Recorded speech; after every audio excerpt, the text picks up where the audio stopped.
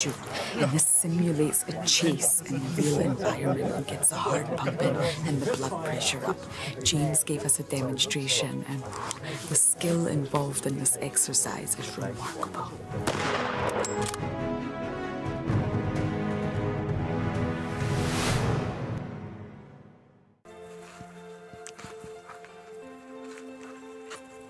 Hello, Mama. Just checking us out, everybody. There's no aggression here. Very relaxed.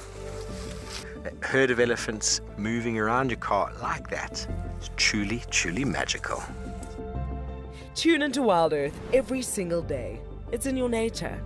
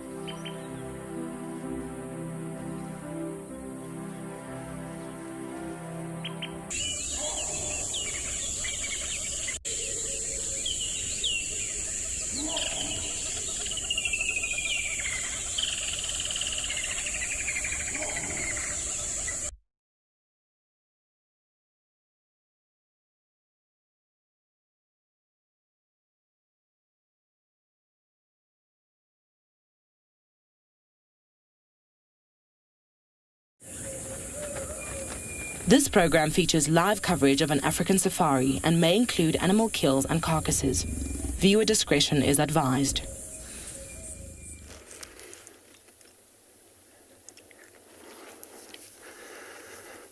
Welcome everybody to a very sleepy Pride of Lions, but we started off this afternoon's drive on quite a good note. Yeah, I mean, this Pride of Lions, they're just sleeping here in these quarries. There's actually 10 of them all around us here, but they are very, very flat, sleepy, very full bellies also, and so it doesn't seem like they are going to be going anywhere for the time being.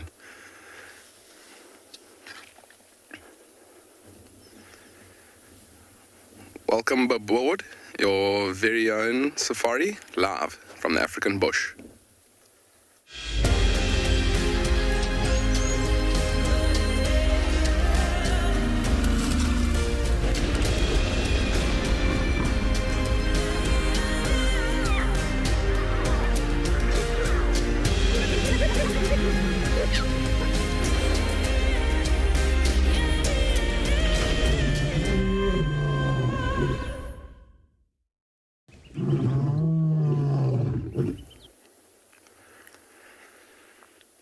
Welcome to a very hot andBeyond Phinda Private Game Reserve, everybody. We're sitting with this pride of lions, and as you can see there, got its mouth open. It's actually, its whole body is moving as it's breathing. You can see the ears are flicking. They've got a nice little shaded spot over there where they are resting, and they seem pretty happy where they are now. My name's Chad. On camera today we've got Glenn, and we decided to come past the area where Matt this morning had this pride of lions, and they haven't moved too far since Matt did leave them this morning. And they actually fed off a fully grown zebra yesterday afternoon and this morning. And these lionesses and the youngsters, they've just moved a little bit further away from where they were feeding on that zebra into a nice little shaded spot.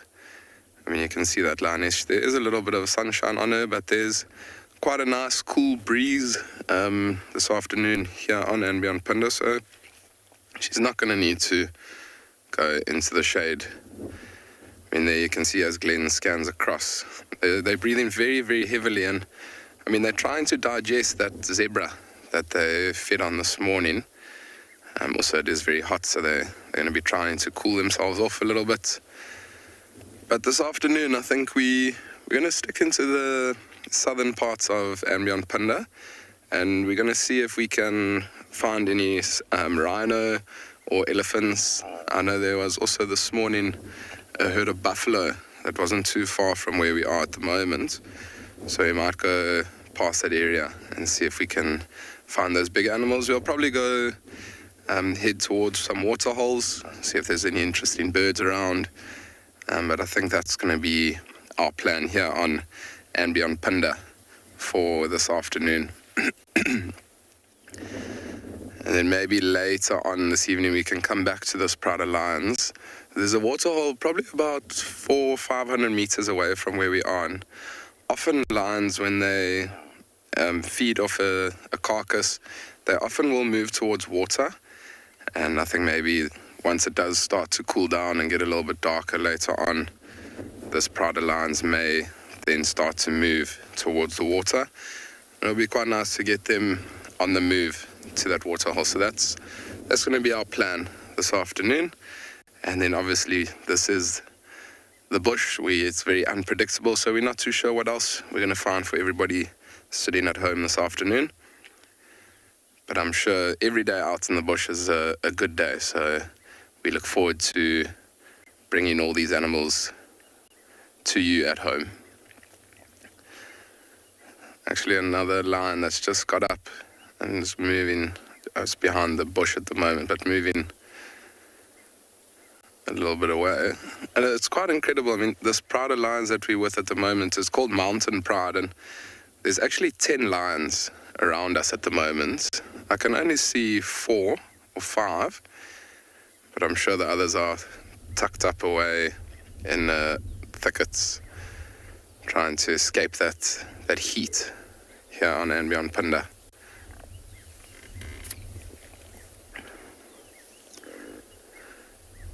Just go into the bathroom. Maybe that's why that lion got up.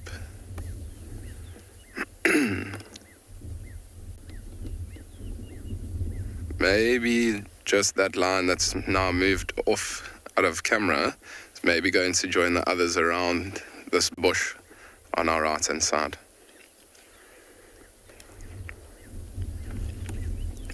Lisa, I couldn't agree more. A brilliant way to start the drive. When you strike gold like this, straight out of the lodge, it's bound to be a good afternoon out. So, Lisa, I look forward to hopefully finding some more amazing things for you. And thank you for watching. Excuse me.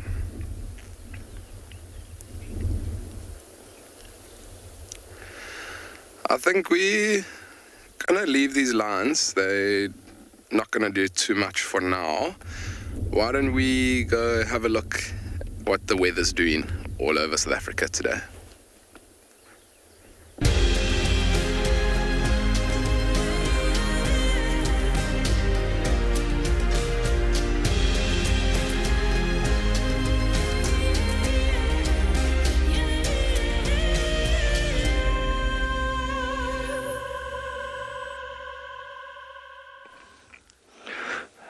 Good afternoon and welcome to Djuma Private Game Reserve. We are currently on sandy patch looking at the stalling. It's very quiet now here. We decided to stop here just to have a look and listen. It is quite warm here and very sunny. My name is Cedric, and I have Vicky on camera with me this afternoon. So our plan for this afternoon, I'm going to drive around where we were this morning to try if I can pick up on some tracks that we saw. We will look there and then continue if we can't find anything. Then we will bumble around and see what we can find. It was very, very quiet this morning, so I really hope that we get a bit more action on Djuma this afternoon. Please don't forget to send us your question on #WildEarth, also @FC on YouTube, and you can register on our website and go on the live Safari page to submit your question.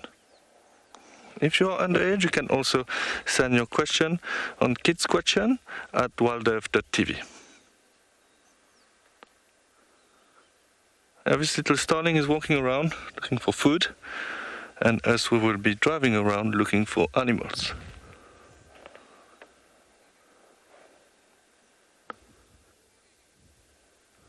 Yeah, so this morning I saw tracks of a female leopard near Galagopan.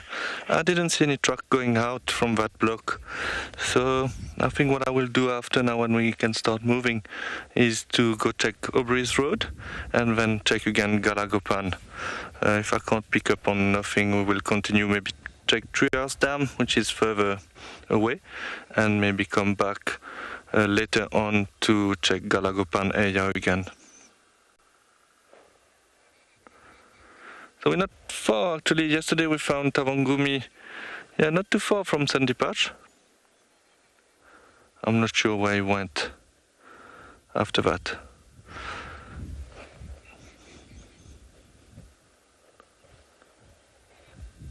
There's a few birds here. There were some aromac babblers as well, which are very noisy, but they are also very pretty birds.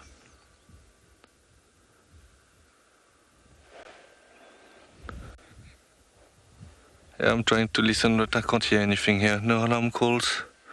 Seems to be very quiet. It's always good also to look in the sky if you can't see any vultures, because they would be flying at this time, and if you see them starting to land, that means there might be something interesting.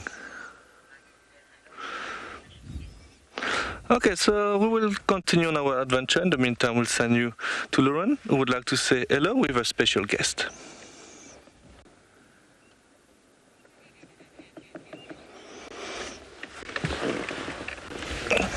Good afternoon, everyone. It's such a beautiful day today. I just decided to come up a termite mound and look over quarantine. It's one of my favorite places. My name is Lauren. I do have Davi on camera, but it's not just the two of us today, believe it or not. You may not see anyone immediately, but I do have a special guest with me. And before I show who that special guest is, I want to tell you a little bit about this very, very special lady. The person I'm about to introduce to you is the CEO and founder of Kids Can Save Animals. She's also the founder of Club 15 and the author of Let's Go on a Safari. That's not all, everyone. She is 11 years old. It's my absolute pleasure to introduce to you Kate Gilman-Williams. Ta-da! Hi, Kate. Hi, Lauren. Hi, everybody. I'm so great to be here today. My name is Kate Gilman-Williams. I'm 11 years old, and I am the CEO and founder of my organization, Kids Can Save Animals. Wow. My newest project is Club 15, where I connect kids with top conservationists, technologists, and scientists. It's a podcast, so I'm so great to be here today. Thank you so much. You're putting me to shame, Kate. My goodness. Wow, you're an impressive little lady. Thank you. I started my journey when I was 7 years old, and I met Michelle Campbell. She's my co-author for our book, Let's Go on Safari. I know Michelle. She's also an amazing little lady. Yes, she taught me everything I know about animals. So do you know a lot? I do. This is my 4th safari, and I'm learning more and more. Do you think you know more than me? Probably not. I hope not. Okay, everyone, you are kids. Please do send in questions for Kate.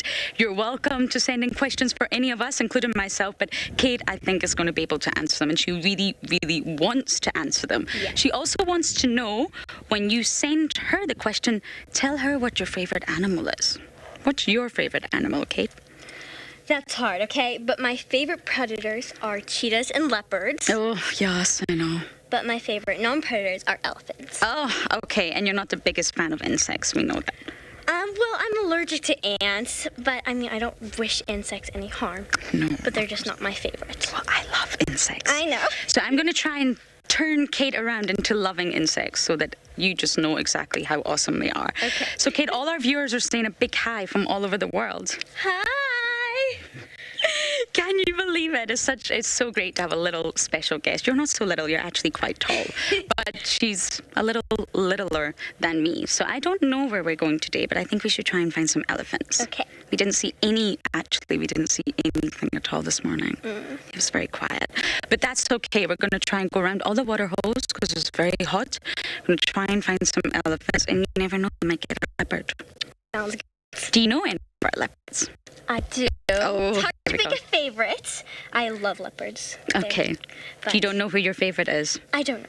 It's kind of hard to choose. It's very hard. It's a very stressful question. But hopefully we can see a leopard, but whatever we find. Whatever. We're going to have lots of cool conversations, okay? Yes, but I'll keep my fingers crossed. Okay, so as Kate and I try and figure out how we're going to get down from this termite farm, we are going to send you across to another location.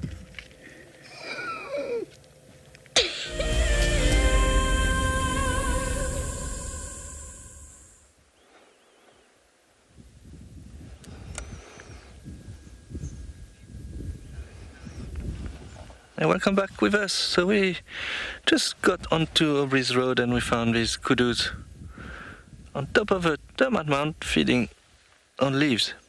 It is quite nice to see.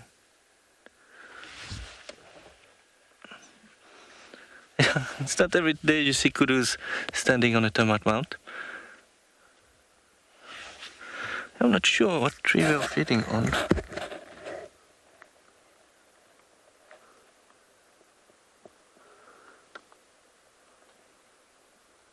Might be a very young weeping bourbon, but I don't think so. The leaf looks similar, but I'm not sure what tree is it. Obviously, kudu like to eat mostly leaves, and they have very big ears, as you can see, to be able to hear the predators in the distance. So, what is interesting about these kudus, actually, at the moment, is that there was some alarm call around the calm dam this morning. Some alarm call of kudus, and we did find the kudus, but they were further east, and it might be the same kudus that came in that direction. When the kudus alarm call, it sounds like a bark, and it's very loud. So I think what happened is that maybe that female leopard that we saw the trucks bump into them and they started alarm calling. This is what I think what happened.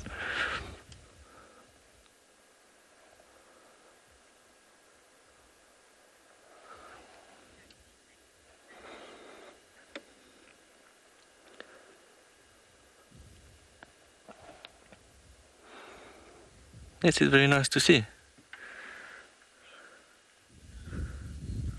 Having a bit of food for the afternoon.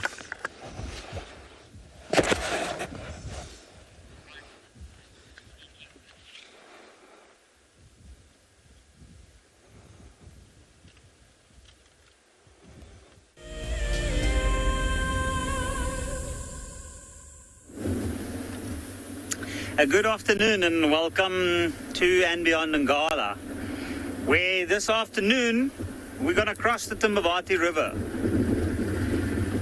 And then we're going to see if we can find, they had a leopard this morning, a female leopard with 2 cubs there.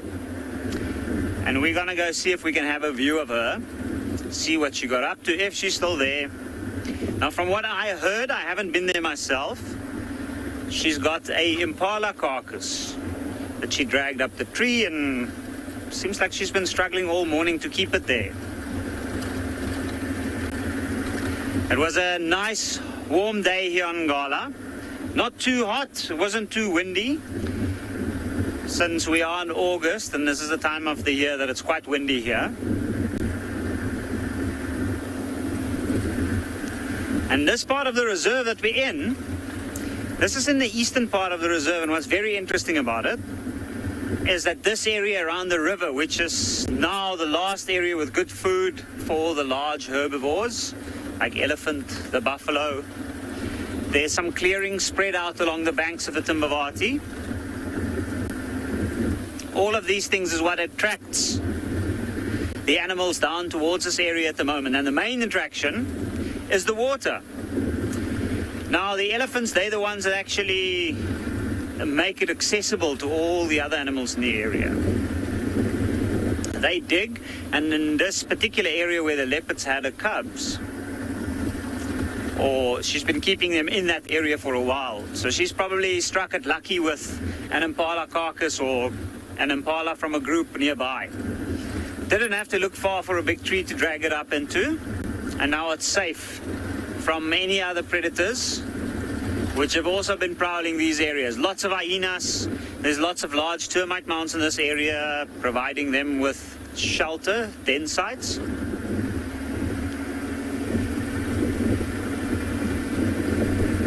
And then, of course, the low areas in the riverbed, which makes the water table quite accessible.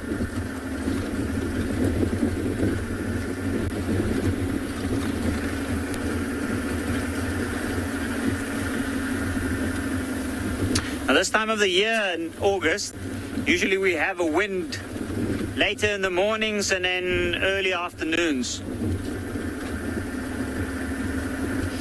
Oh, it is really good to be back on drive.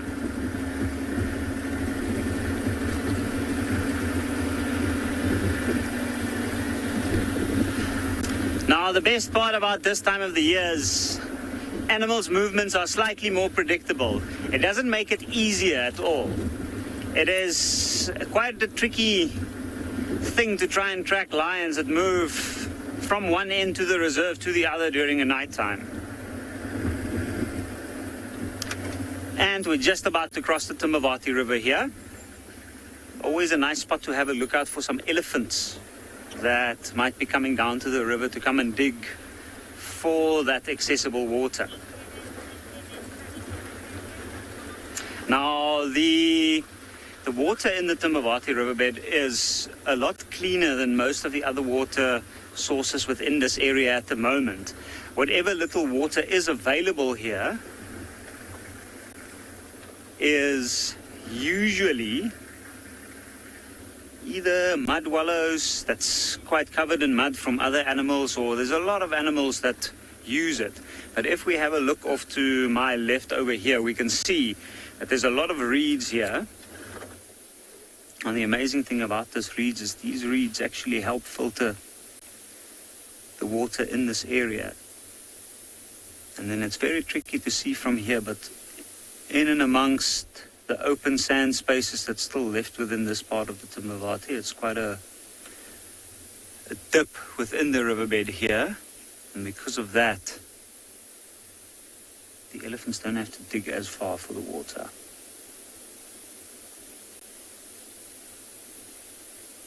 It's also a little bit sheltered from the wind here. Up on the banks, it's a little bit more windy. But there's exposed rock beds in these areas, and that stops the water from moving through or filtering through and further down into the water table. And even though the river's hardly recognizable this time of the year as opposed to the summertime, it is essentially still the lifeline.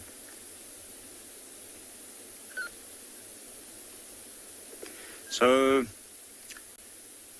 while we continue to go see if that leopard has managed to keep her carcass, we're going to head over to Cedric and Djuma, who's on a mission this afternoon.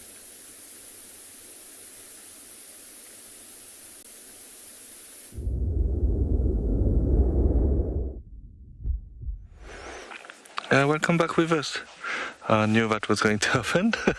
So we got this little steenbok.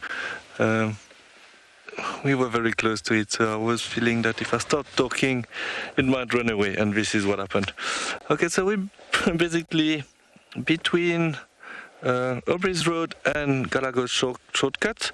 We're still looking for that leopard this morning. We'll scratch around there a little bit longer, and if we can't find anything, we'll continue our drive. There was some leopard track at the back coming this direction as well. I don't know if she made a loop and came back here. So there's definitely one female leopard around.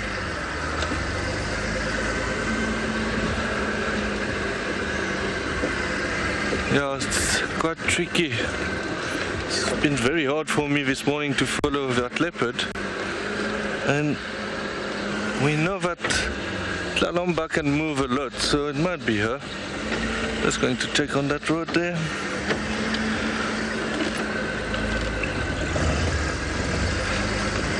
Just going to check the buffer cut line quickly, and then if I can't spot anything, we'll go south.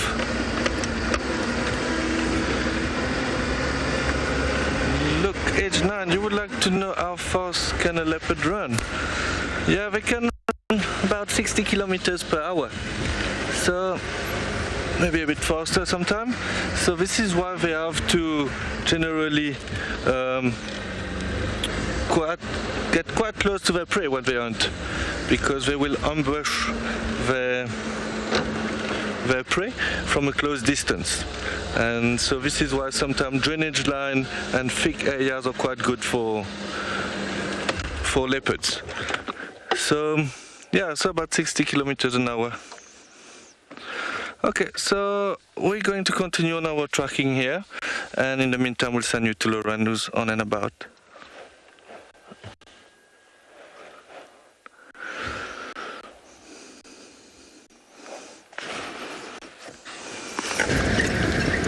We have just had the most incredible sighting of an African harrier hawk in the sky. Wasn't it amazing?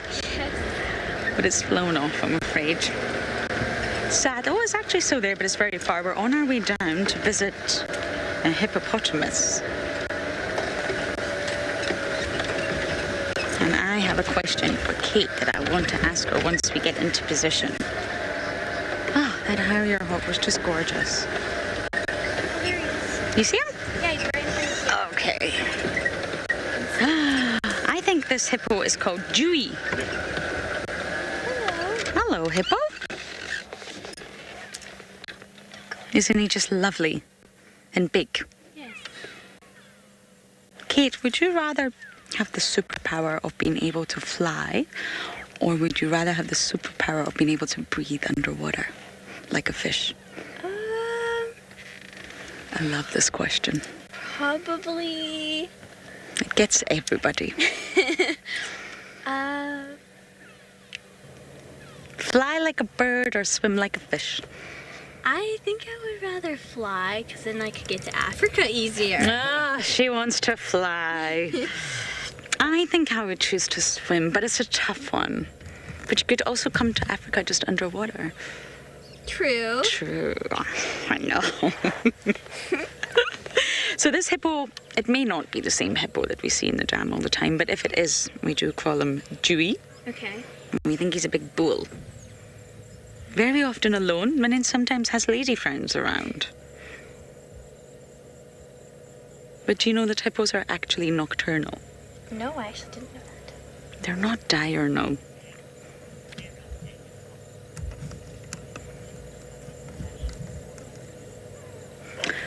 You have your first question. Yay! Okay, and your question is from Sarah, who's 12 years old. Okay. And she's asking, when did you first discover your passion for animals?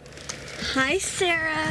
So I first discovered my passion for animals when I was 7 years old, and I met Michelle, my game driver, as you all know, and she taught me everything I know about animals, and she also told me that humans are killing animals, and I became determined to do something to help them, and that really what started my passion, and I ended up writing a book, and all of the sales for my book, Let's Go on Safari, go to organizations that are helping to save animals, the Jane Goodall Institute, Rewild, and the Sheldrick Wildlife Trust.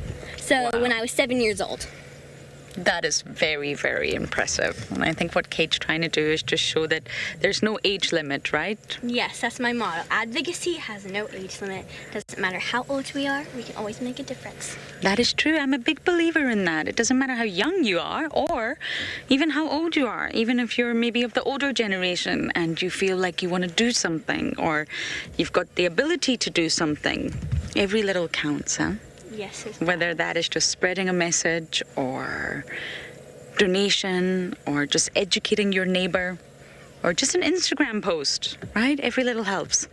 Yes, one of my favorite ways to tell kids how they can help save animals is education, because I think if you just educate yourself on an animal, learn why they're endangered, how you can help, and educate all your friends and family about the animal and become an advocate for that animal, it's really a great way to save them.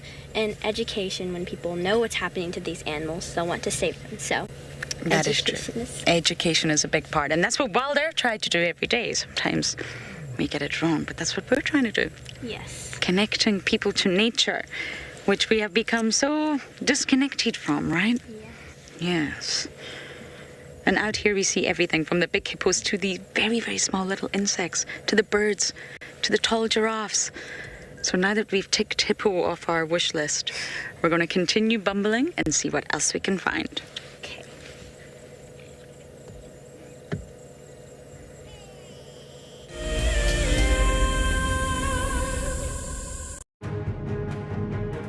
One thing that WildEarth strives to achieve is to connect kids with our natural world. One person who agrees with this is Kate, an 11-year-old girl who founded Kids Can Save Animals to help inspire her generation to help mend the planet. Her motto is that kids may be young, but age does not define your impact. Kate is coming all the way from America to join us at Djuma for a live safari. She wants to connect with all of the WildEarth kids, answer your questions, and help you understand that there are plenty of ways that you can make a difference regardless of your age.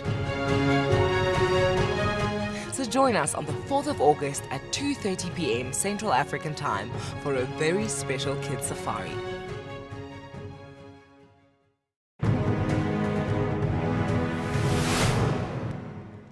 We got there, he had probably moved a couple of 100 meters down the river and it was about 10 meters from this causeway. So I radioed the lodge quickly and just asked them to bring a land cruiser around and some tow straps. So we thought we were going to try be heroes and save this giraffe. And now a big bull, probably over a ton, he's a big unit. Got the tow strap one side of the giraffe and managed to get it around him with the boat, and the other edge of the tow strap obviously back onto the bank. So we made this U around him because he was lying quite close to the bank. And we put that land cruiser in low range and we just gave it hell and pulled that giraffe, and the tow strap slipped up and we thought, oh no, it's going to slip off the top of it, and it caught on his ossicones at the top. And that last 10 meters pulled him out onto the bank, and he battled. He was obviously quite weak and all that.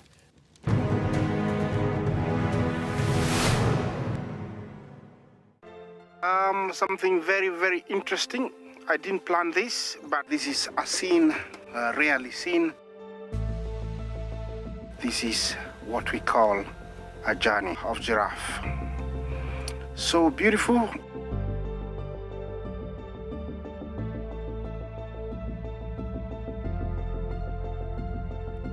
Tune into WildEarth every single day. It's in your nature.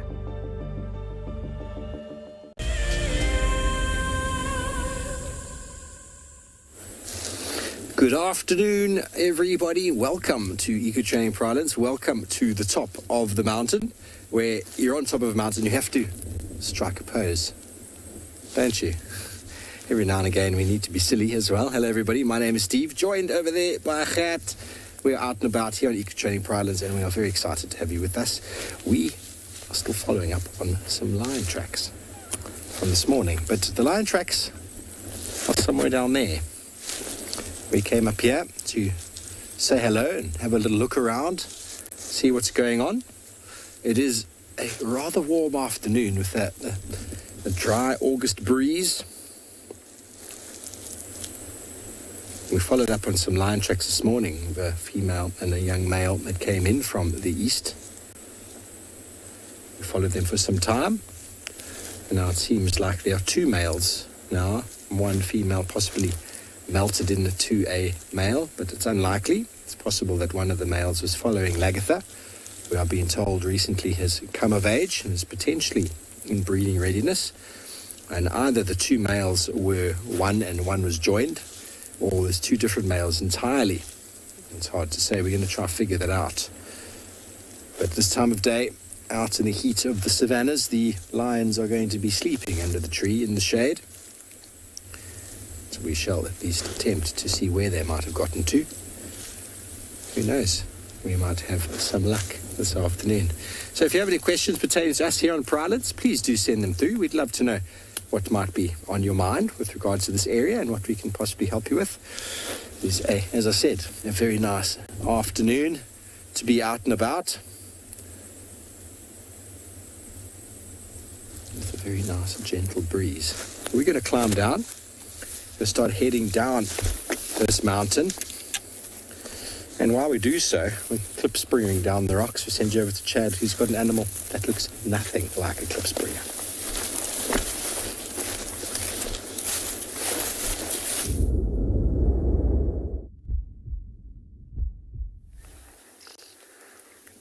Welcome back to andBeyond Phinda, everybody, where, wildebeest, they don't look anything like klipspringer. Very, very different, much bigger.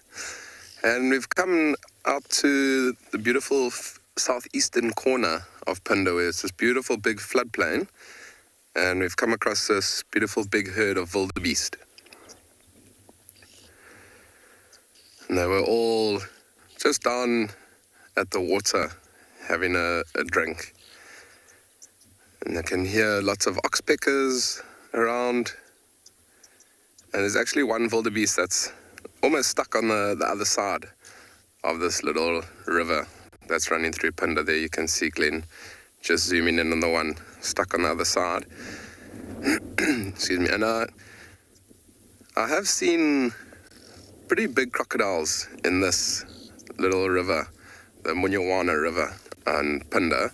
So I don't think it's a very good idea for that blue wildebeest to cross. Even though it is a small crossing, you never know where that crocodile may be. But it's a beautiful setting here. I mean, there's probably 20, 25 wildebeest of all ages. There's some still the yearlings that were born last year, and then there's a couple of the bigger adults. And wildebeest are one of the animals that actually, they have a breeding season, so they only breed at specific times of the year, just like impala and warthog.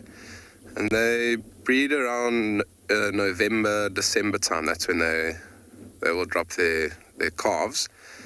And so you often see in those times of the year lots and lots of young wildebeest running around.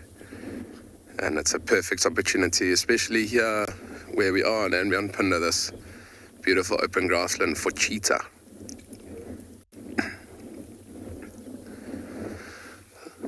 So, Carl, thank you very much for that question. And animals that would hunt wildebeest would be things like those lions that we just saw.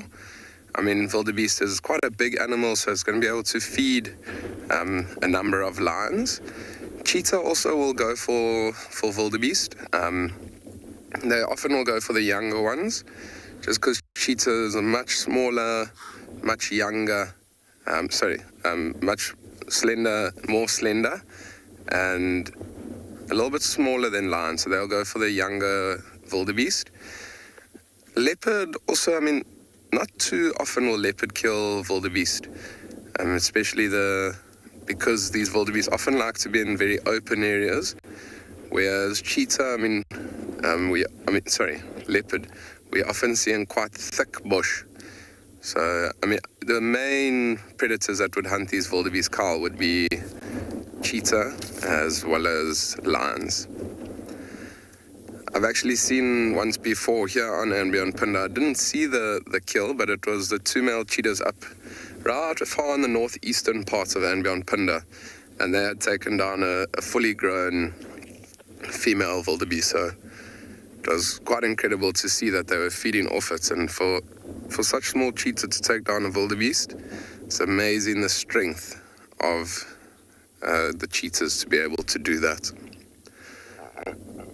But cheetahs, they would often hunt something like an impala or an Ngala, even things as small as a grey duiker, they would be able to take down. And I'm not too sure if you can hear that noise, that it's like they're almost snorting. These wildebeest, they have an alarm call that if they do see any predators, they'll often alarm call, but these wildebeest don't see a predator at the moment. They actually will be alarm calling at us.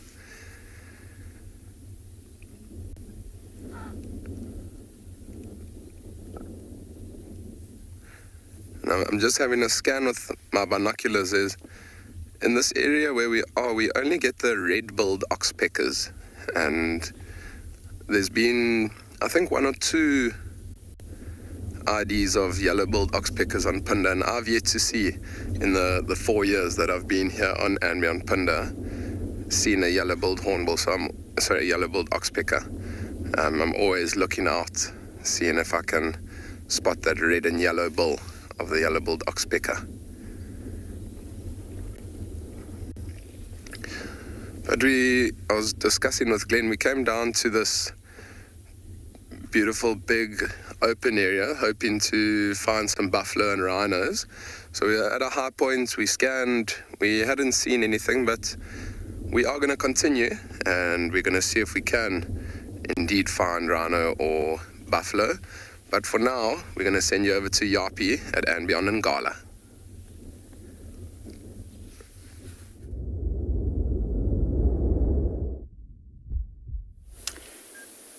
And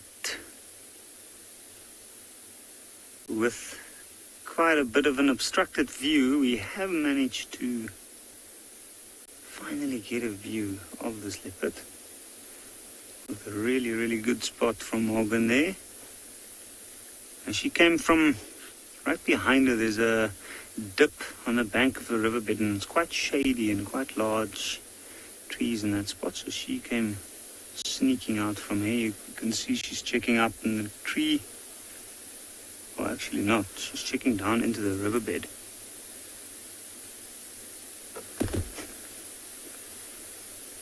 Maybe she's seen something down in the riverbed. There's a little puddle not far from here, right below this area where the carcass is, and there's every chance that something might come down, have a drink, and that's drawing her attention.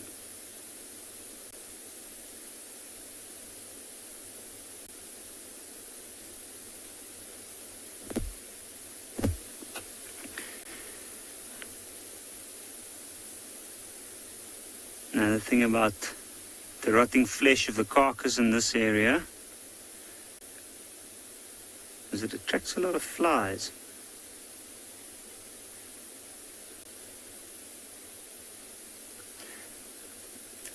Jessica, that's a very good question. When do they actually learn how to climb trees? You know, to give an exact answer would be very tricky, because usually by the time we start to have a proper view of these leopard cubs is anything from about 8 to 12 weeks, with the first moves once she starts moving them between very, very dense areas. And by around the time they start having meals with her, by then they're usually already very good climbers. Very, very good. So between 8 and 12 weeks they can already climb.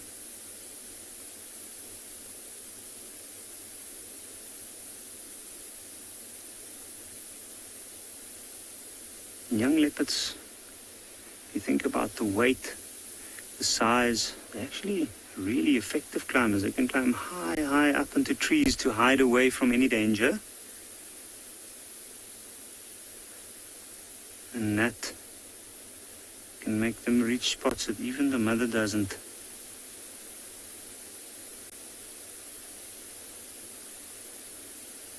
Also in part which helps them to be as strong as they are. Dragging their own weight up and down a tree from a young age like that, you can imagine how that can make them very, very strong. And then once they reach a more mature age, all of that exercise, so to speak, makes them as strong as they are. I can see it looks like she lifted her lips there, which is a sign of irritation. So what I'm thinking, knowing that, is that she's more than likely having a look at either a hyena or a monkey. I know that there are a small troop of blue vervet monkeys that we saw earlier. Actually, I can actually see a blue vervet monkey in the tree across, and that is what she is looking at. It's sitting on one of the lower branches in the tree, and it's looking straight at her. So she is probably afraid that it might start calling at her. So we'll sit here and see how the situation develops.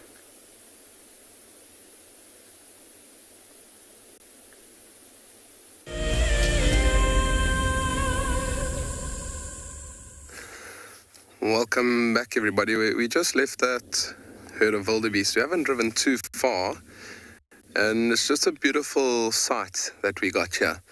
I mean, there's lots of green grass, there's a lot of water, a couple of birds, and I think for the next minute or two, we're just going to keep quiet and enjoy the sounds of the bush and take in this beautiful scenery around us.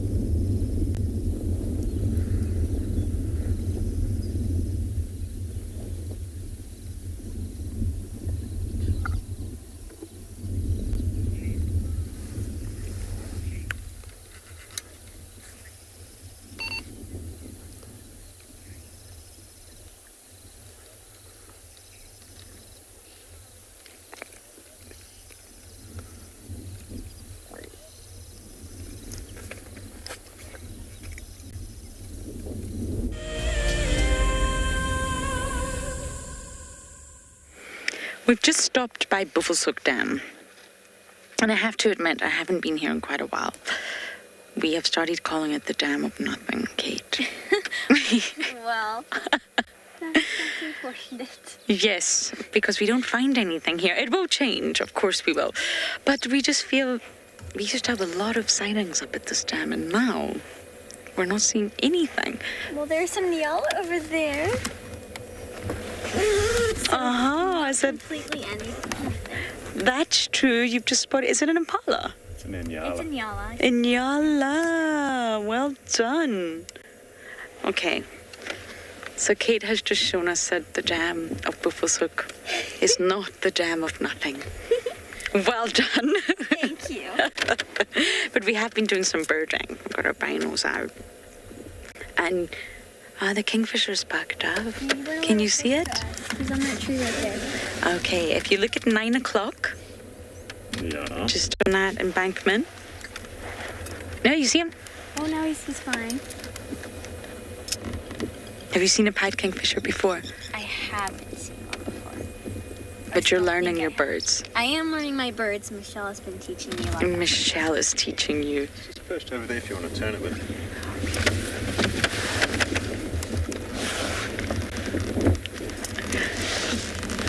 Can you get him? We're trying to find a pied kingfisher. And do you find birds hard? I do. I'm not very good with bird calls, except the gray go-away bird, because they literally say go away. They do. Go away! Go away! But I've been learning the looks of birds, which has been fun. My favorite bird is the lilac-breasted roller. I love all the colors. Danielle is asking, she's 9 years old, and I think this one's for me. She is asking, why is it called the pied kingfisher? That is a very good question, Danielle. And pied basically means black and white. Magpie, or the pied acacia barbet. Pied basically means black and white, and this kingfisher, oh, it's diving in. Check your binos, Kate.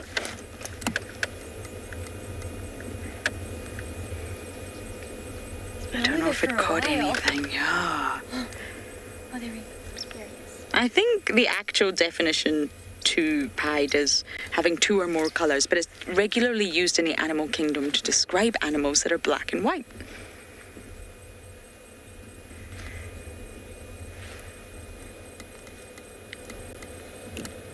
Oh, Mila, you are 11 years old, and I'm going to ask you this one first, Kate, but it's for the both of us. Are you keeping a bird list? Actually, yes. I started one this trip, and I have some birds on it. Because birds are always flying around you, so it's kind of hard to keep a bird list. But I do have a bird list of the main birds that we stop and look at. So, yes. Good, and you should keep that list, and you can now add pied kingfisher to it. And yes, I have a bird list. It's actually getting quite long now, but it's hard. When you look at birds, it's a whole new layer of the bush. And the way I like to think of the bush is you come here and you start learning. Normally, you start learning the elephants and the lions and the leopards, like we were talking about, the big ones. Then slowly you start learning about all the other animals, like the inyalas and the impalas, and their importance. And then you peel back another layer and you start to learn about the birds. Then another layer, the insects. Then another layer, the ecology. You can't come into the bush and learn everything at once, right? Yes, I agree. And if you're not seeing like the big 5, which you really want to see, you can look at the birds because they're always flying around you. So. But they're fast, and that's the challenge. Oh, I can see it. Is this a pied kingfisher coming back? And it's just beautiful. And that's why we see them hunting regularly, because they're always flying, they're always hovering, I use that word loosely, and they're always spending a lot of their energy, hence why they need to eat a lot. We always see them hunting. The inyalas are drinking. You know, if you come down here, Kate, I think we can maybe see them drinking. It's going to be through the thicket, but you can see their reflections. And if we turn on the engine, they're just going to move.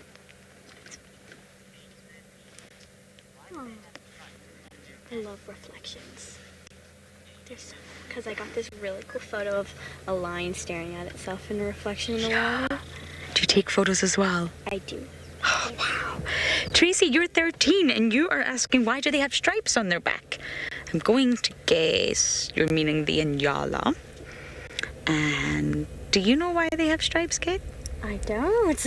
Okay, so you can see the stripes perfectly in the reflection. Isn't that beautiful? Wow. And what we call these markings is disruptive markings, Tracy. And what that means is that it's breaking up the body outline. So although we can see as humans, we're humans, remember, we can see we have some Inyala here. But for a predator who's trying to look for prey, when the prey are trying to hide from the predator, it actually breaks up that body outline and helps them blend into their background a little bit more. So it's not camouflage as such. We call them disruptive markings. Very cool. Yes. And that's why they have those stripes. And oh, look at this little one. I love how they walk. When you look at their tracks, they have one foot on top of another because when they put their front foot down, that's exactly where their back foot goes. Well done. And do you know what that's called? No. It's called registering. Okay. Yes. We should look at some tracks soon. I'm going to test you. Okay. We're trying to do some birding. Kate's trying to get better, as am I. Birding is not easy, and it's just a constant test yourself, right? Yes, it's difficult, but it's also really fun because once you can identify the birds and be like, oh, I know what that bird is. It's like, oh, that's so cool. Exactly, and you'll get better over time. Yes. So as Kate and I sit here and we're going to do some birding, we are going to send you guys over to Yapi at Ngala.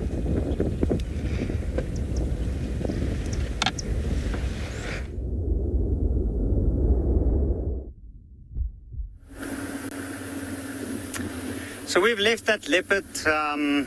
She is not doing much at this point. She's relaxing and laying in the shade. It's quite a warm afternoon. She's full, and therefore digesting her food is taking quite a bit of her energy.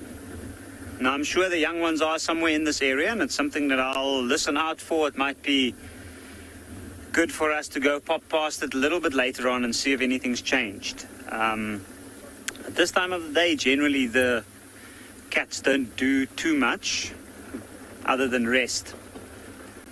So we thought what we'd do is head back towards the direction of the watering hole in this area. See what we might come across that side. Since it is so hot, it's a possibility that there might be some large animals, pachyderms, moving down towards the water to go and have a drink. Especially a group of elephants. Would be good to see.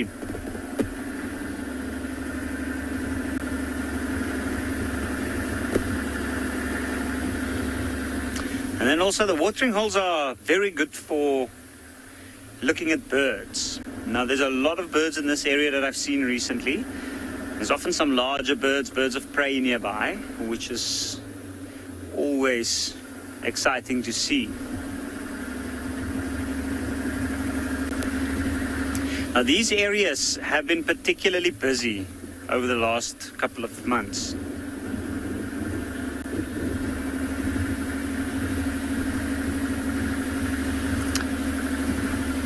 William, the first time I was on safari, or the first time I did my safari drive, I wasn't scared. I think I was too excited to be scared.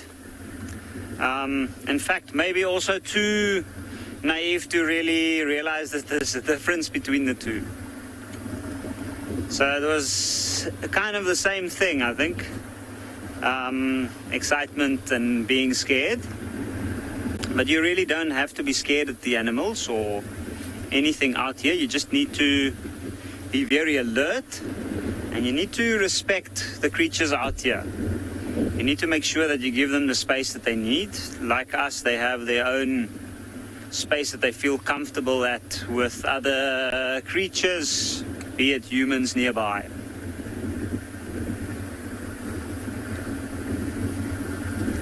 And then also they've got their own stuff to do, things that's more important than to worry about us. So when we are out here, especially on the vehicle, the animals in this particular area, they have over time gotten used to the vehicles. And because of that, we can view them with a vehicle without disturbing their natural behavior, which is amazing. It gives us the opportunity to view behavior that previously could only be read about, or things that you could only really find out through another process, like tracking, for instance. It's one of my favorite things about the bush, is to track and learn animal behavior that way. Often some behaviors that you only speculate, you can mainly witness within the tracks at night time.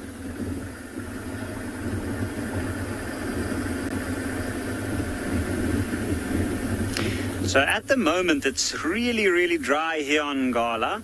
Even though we've had an extremely good rain season, which helps us, it still helps us. There's a lot of grass around, so there's a lot of food around for large grass eaters.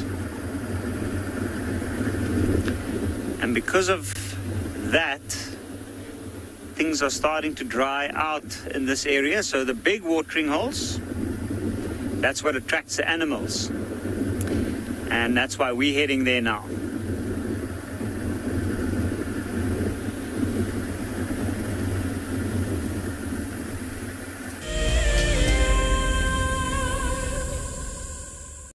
The Endangered Wildlife Trust fights at the forefront of conservation, across the vast karoo and sweeping grasslands, in remote pockets of forest, along road networks, across African skies, and in communities to conserve our wildlife and wild spaces.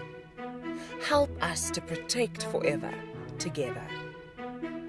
Donate now at ewt.org.za.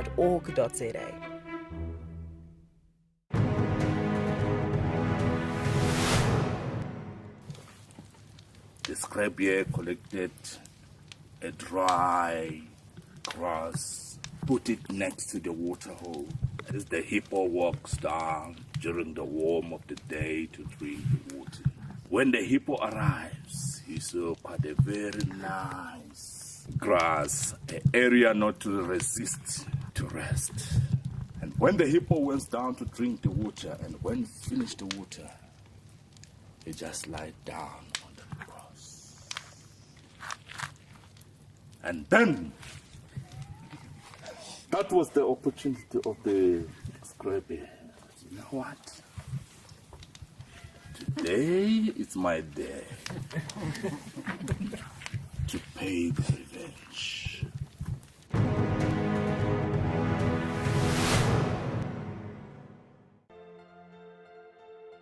This is a battle of two great carnivores of the African wilderness.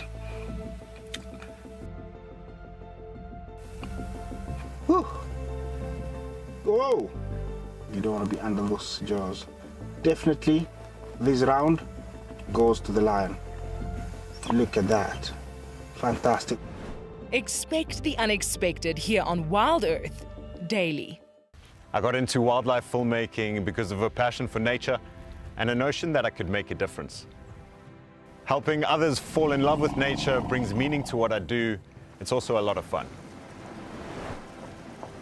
A couple of times per week, we receive some very heartfelt messages from viewers telling us about how WildEarth has made a difference in their life, whether it's helped them through a difficult period or simply helped them to reconnect with nature.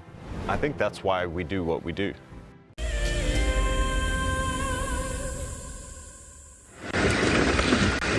So we're currently heading north. We didn't cut on anything on our leopard track near Ngala, so now we decided to come in that area.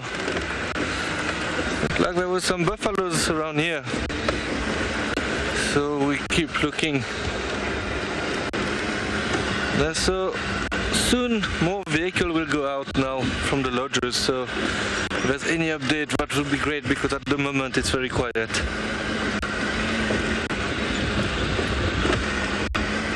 Yeah, we're not far from Buffalo Cut line now. Just looking what we can find here. I really hope it's not going to be same as this morning, just driving around and looking for animals.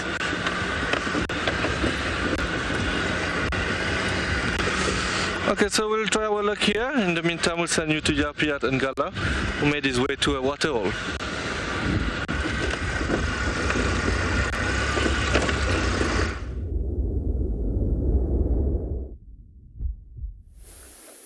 And we are quite fortunate to witness this event, which is a female battalier. It's just come down to have a daily drink at the edge of the watering hole. You can see she's quite alert.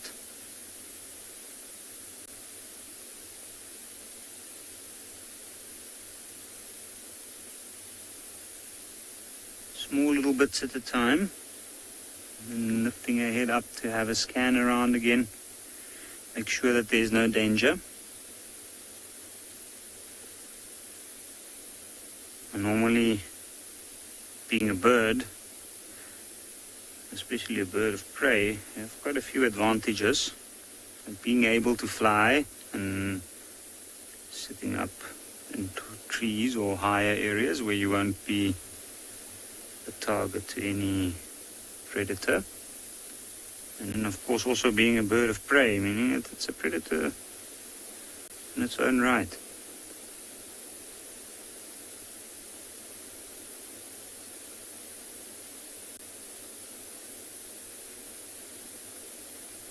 Now, this Batelea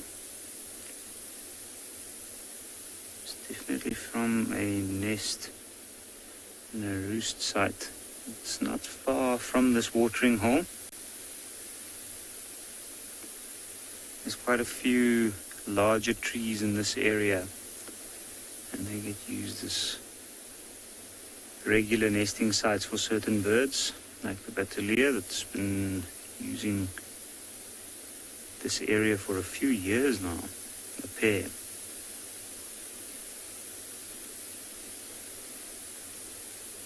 Possibly chose it because of this very watering hole here.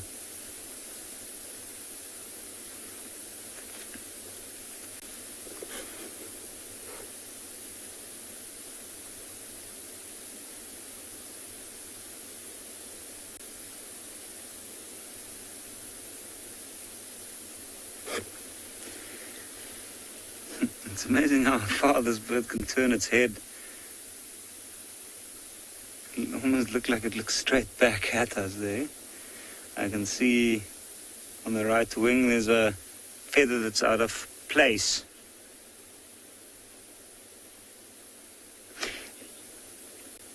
Elizabeth, that's a very good question. Do they walk or hop? Now, often with smaller birds, you see that they hop. With the larger predators, like this Batelea, they have a large enough gait to walk 1 foot at a time. That way it's also easier and probably more practical with the long talons that they have. In the case of a Batelea, it's not as long as some of the other eagles, although then again a Batelea is also not a true eagle. One of the main differences is the bare legs, which we can see exposed each time the bird bends down to have a drink. It's also a reddish color. Formerly known as a snake eagle. And it does occasionally take reptiles. And for that, on occasions, it will move on the ground, and in that case, it's got a quick walk. Try and grab something.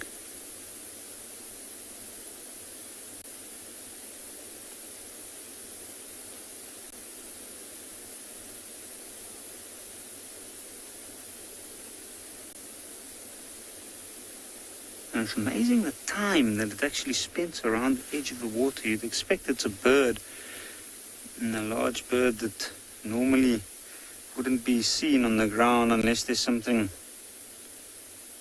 that it might be feeding on. And in the case of this Batelea, she will occasionally scavenge. In fact, quite often. So much so that we will use her as a indicator or a sign that there might be a carcass in an area. Now, they've got incredible eyesight and they fly quite low. And because of that, they're often able to see carcasses within trees even, hidden by leopards. And I have seen before where a leopard has gone away to go and drink some water, and then the Batelea swoops in and has a bit of a nibble. But while we sit here and watch what this Batelea does, we'll head over to Steve and Djuma.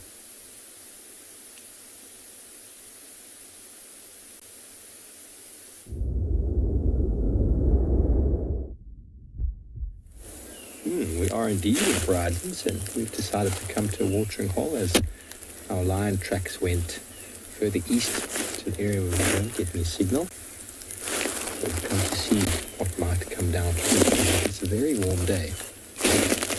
We were standing out in the sun there waiting to do the track and decided it's just too hot to stand out there. So we come down and look at what we found.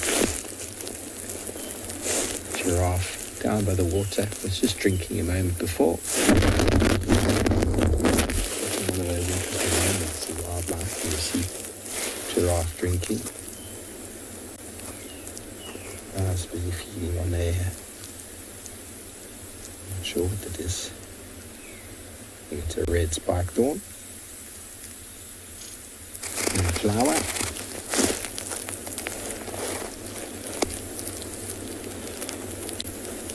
Really seen the vegetation change, environment change here since I started in February. And how many times we experience it. It always is such a transition from the summer into the dry winter. Spring is nearly here.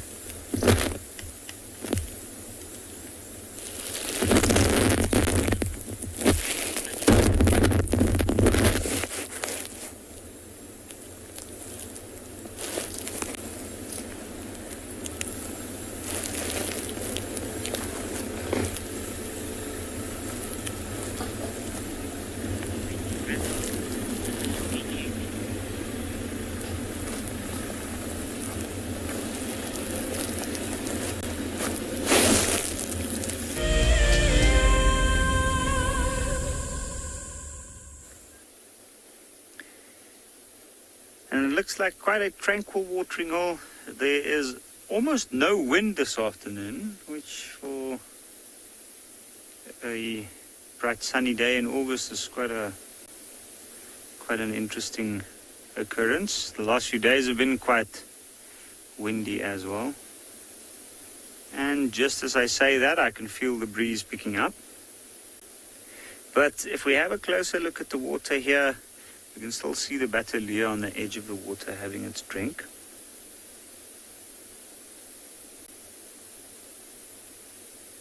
And it doesn't look like there's too much bothering it. I can see some drongos starting to fly in. Occasionally they do go and bother a bird of prey on the water's edge.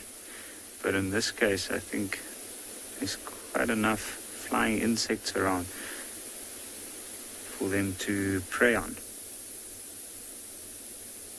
But then also, other than the battalier, we have some hippos in the distance.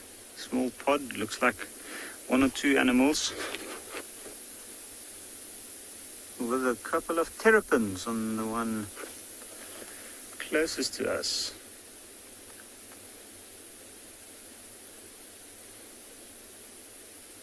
Now those terrapins are basking, which is really interesting. And then the big one at the back, it looks like a bigger hippo behind, which is more than likely a male. And then also behind the hippos, way up on the bank, we can see a lone giraffe, or it seems to be a lone giraffe. A large male giraffe that's come down towards the water's edge and also taking advantage of the greenery around the edge of the water.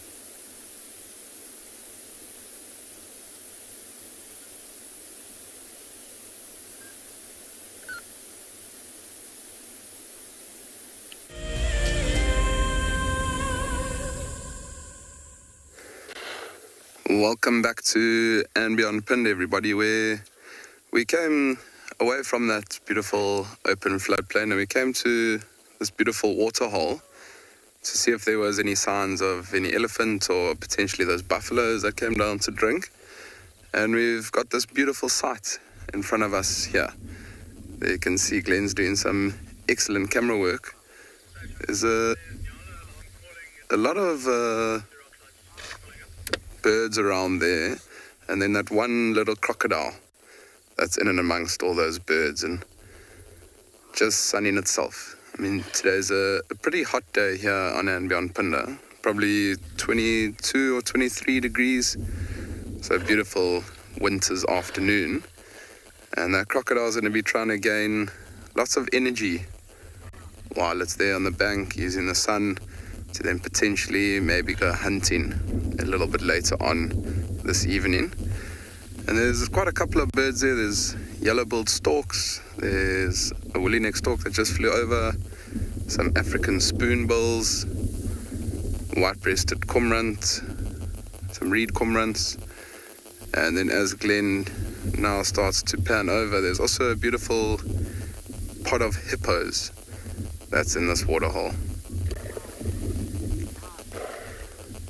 I love just the noises that these hippos make as they breach through the water, as they open their nostrils and blow all the water out. It's just incredible to sit at a waterhole and take everything in that's happening around.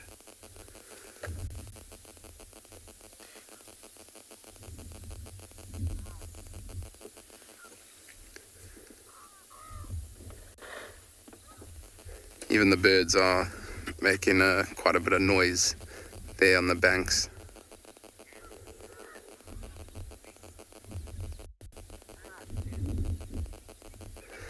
So thanks for your question. The hippos, I mean, male hippos, they can get extremely big. They can weigh sometimes around 1.8 to 2 tons, the big dominant males.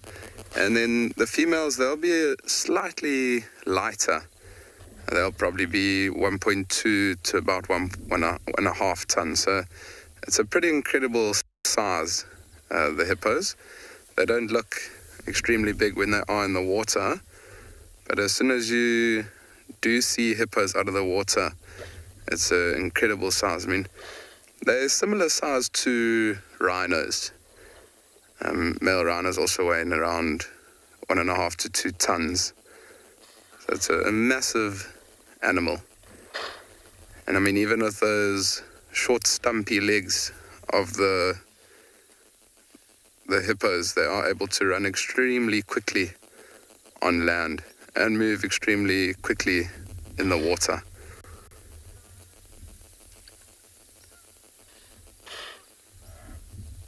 Oof, there's a malachite kingfisher that just flew off from the bank where we're sitting at the moment. It's a beautiful kingfisher.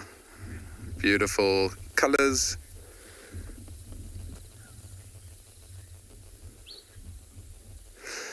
So for now, I think we're going to sit here at this waterhole a little bit longer, just take in the sceneries. But for now, we're going to send you over to Lauren, who's got some small animals around a termite mound.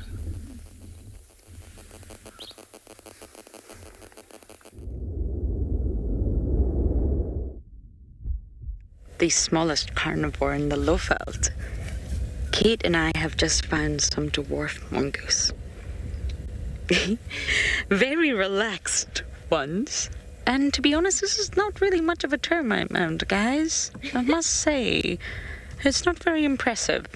It's not like the one we first started on, is it? Nope.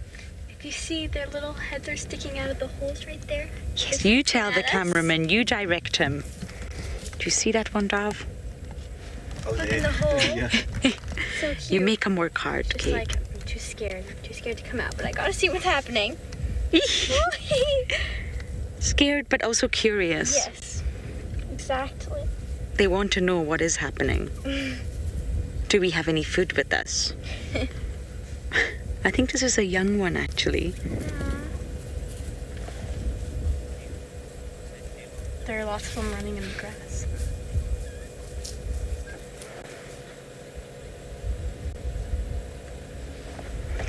And the rest of them dash away.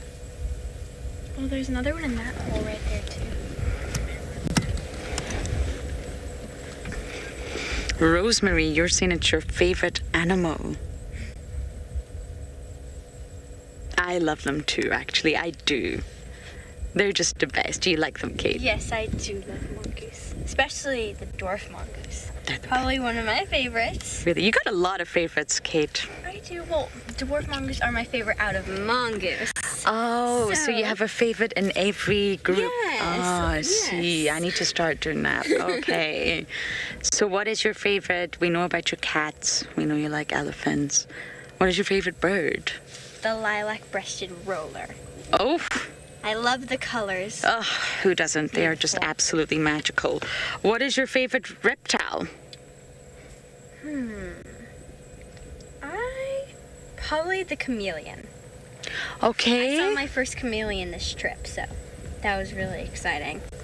And do you know what type of chameleon it was? No. I don't know much about reptiles, actually. I imagine it would be a flattening. But chameleons are very cool. We also love chameleons here. A lot. A lot. What about your favorite antelope? The deek-deek. The deek-deek.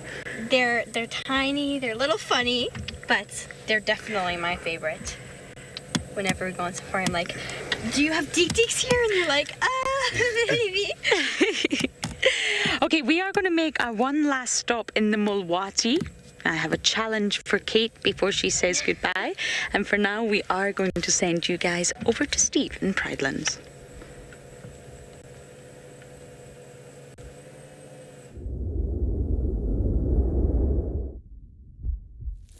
Welcome back, everybody. Beautiful bird in a tree. I wonder if any of you are able to identify this individual. Sitting perched on a tree just here off of the watering hole. It's a very easy bird to identify. One of the more common ones that spend the time here in the winter months and in the summer months.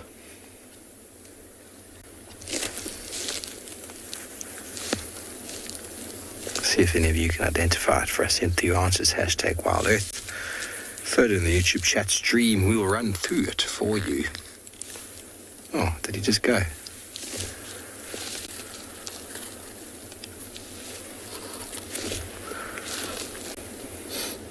There we go, he's landed again. He's caught something. Oh, I didn't like that. Ah, there we go. Sits very nicely for us now. Notice the beak. Is a red, both top and bottom. It's sometimes quite noticeable to see a little bit of a tip that's a bit dark in colour. But notice there's no streaking on the chest.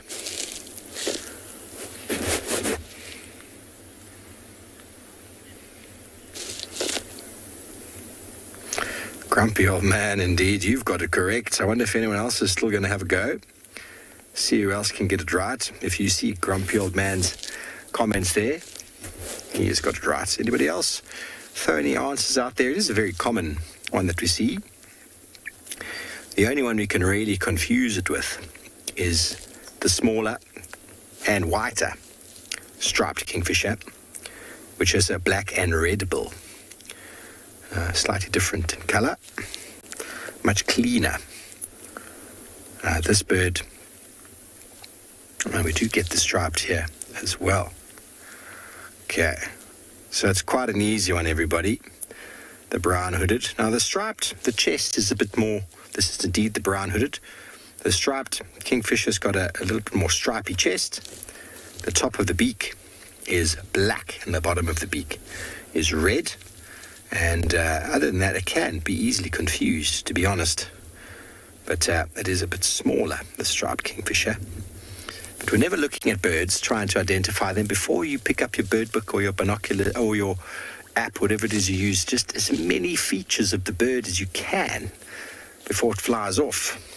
Have a look at the beak, all the colours of the beak, the chest, all the colours, the head, and the brown-hooded kingfisher with the brown dirty head, because they nest in the banks of trees.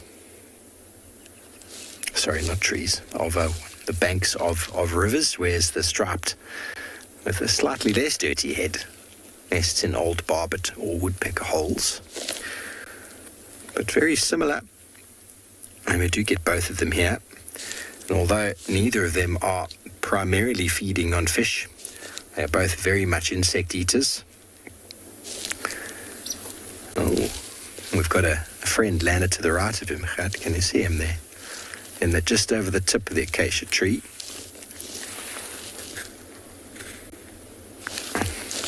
So we're at our watering hole. Possibly do a spot more birding while we're here. We'll send you over to Chad, who's at a watering hole of his own.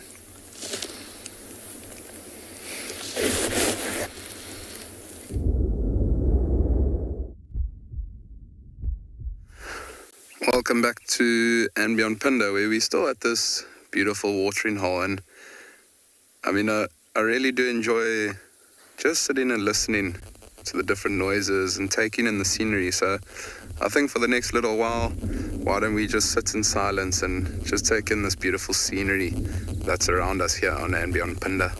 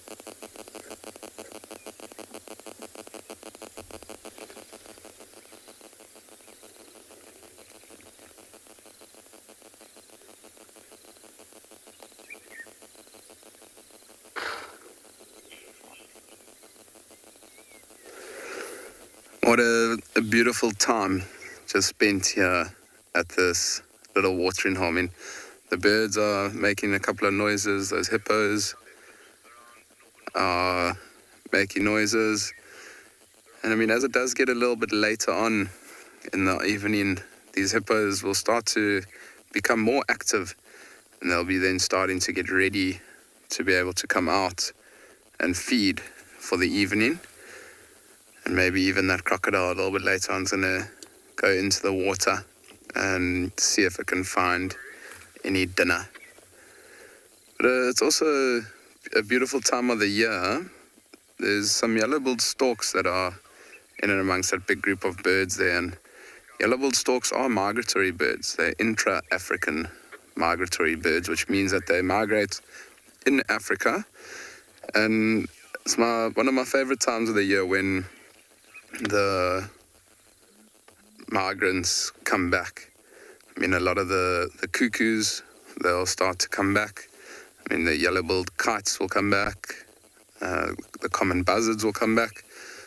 So it's and also even all the weavers. A lot of people really enjoy the weavers, and with that beautiful nest that they make around water, it's almost like a humming noise when you're around big waterholes with all the weavers. So it's a beautiful time, and I can't wait for all those migratory birds to be back. Some white-breasted cormorants are also flying over this beautiful waterhole.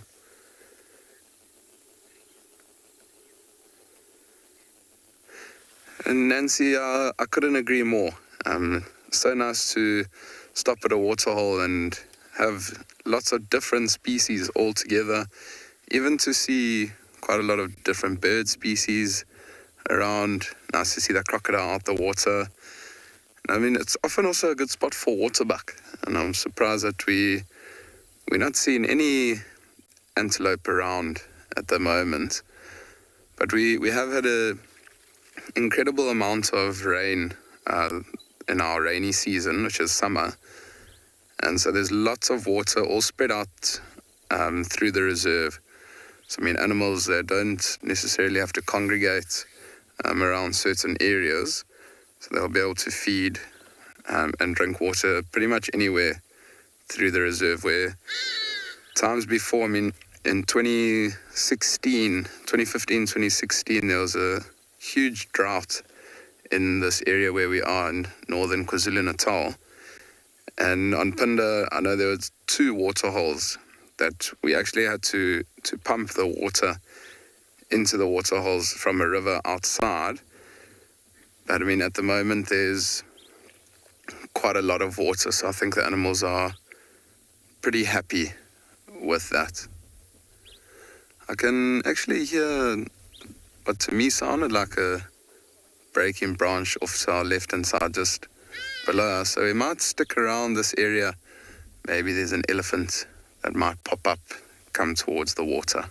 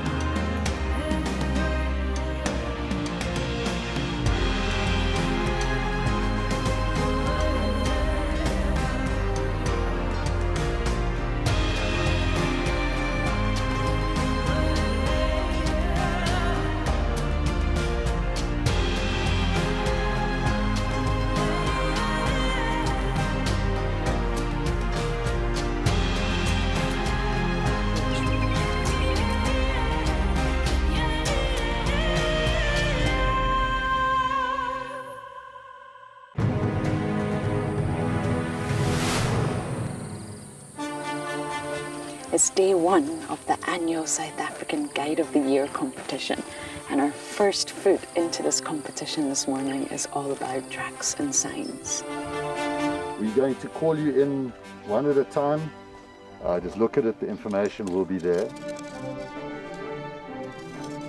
Our 5 guides have been tasked by the judges at figuring out who is what is who, and where they go in the bush.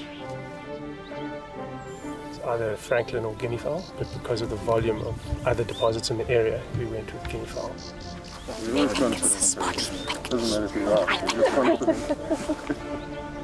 Detailing the surrounding that you need to look out for tracks. The details is very important.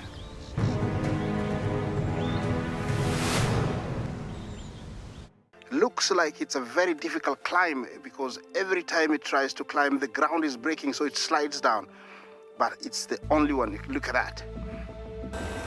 That is the call of desperation with the cub. It's like, what are you doing, mommy? Oops. Oof.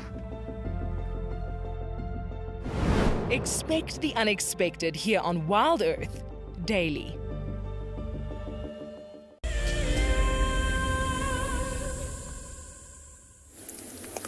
Welcome back to the watering hole, to our kingfisher sitting perched. The perch and wait strategy of hunting is one that is employed by many birds, It's a very energy efficient way of hunting. They'll sit and they'll wait with very good eyesight, generally an insect-eating sort of strategy. Seeds don't come walking past, so seed eaters have to be quite busy in their feeding as they look for food. But insect eaters can sit and wait, or small lizard eaters and the like, tadpole eaters, frog eaters can sit and wait for the animals to move and conserve a lot of energy. Then they fly down really quickly, seize the prey, and then often fly back up onto the perch where they might beat it.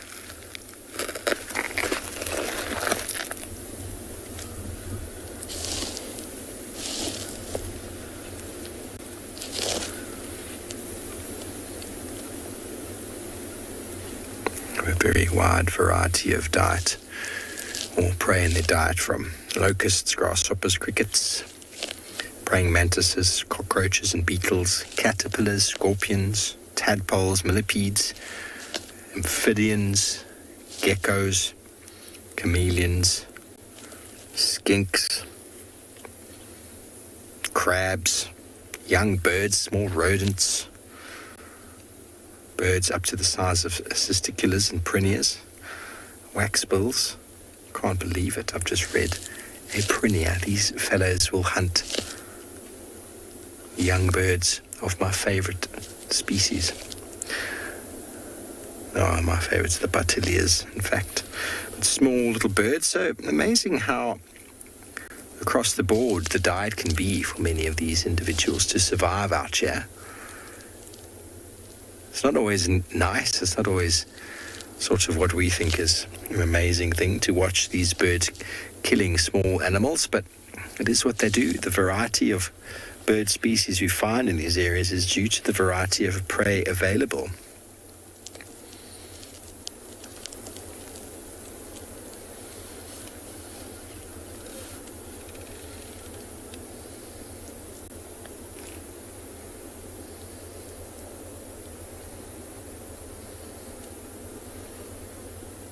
And they will be moving into breeding in October. Could be as early as September.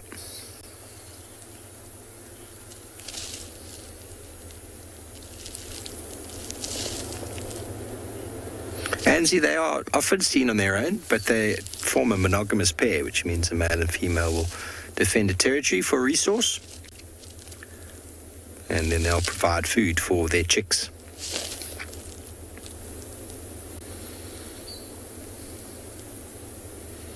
A 14-day incubation period, only by the female. Sometimes the male will assist her in feeding.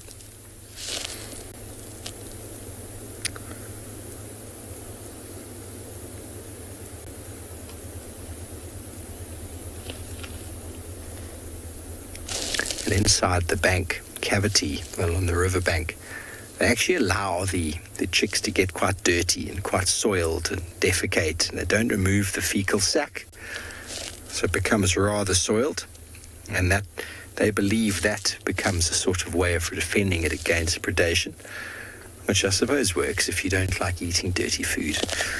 Anyway, I'm probably going to move around this watering hole for a moment and send you over to line.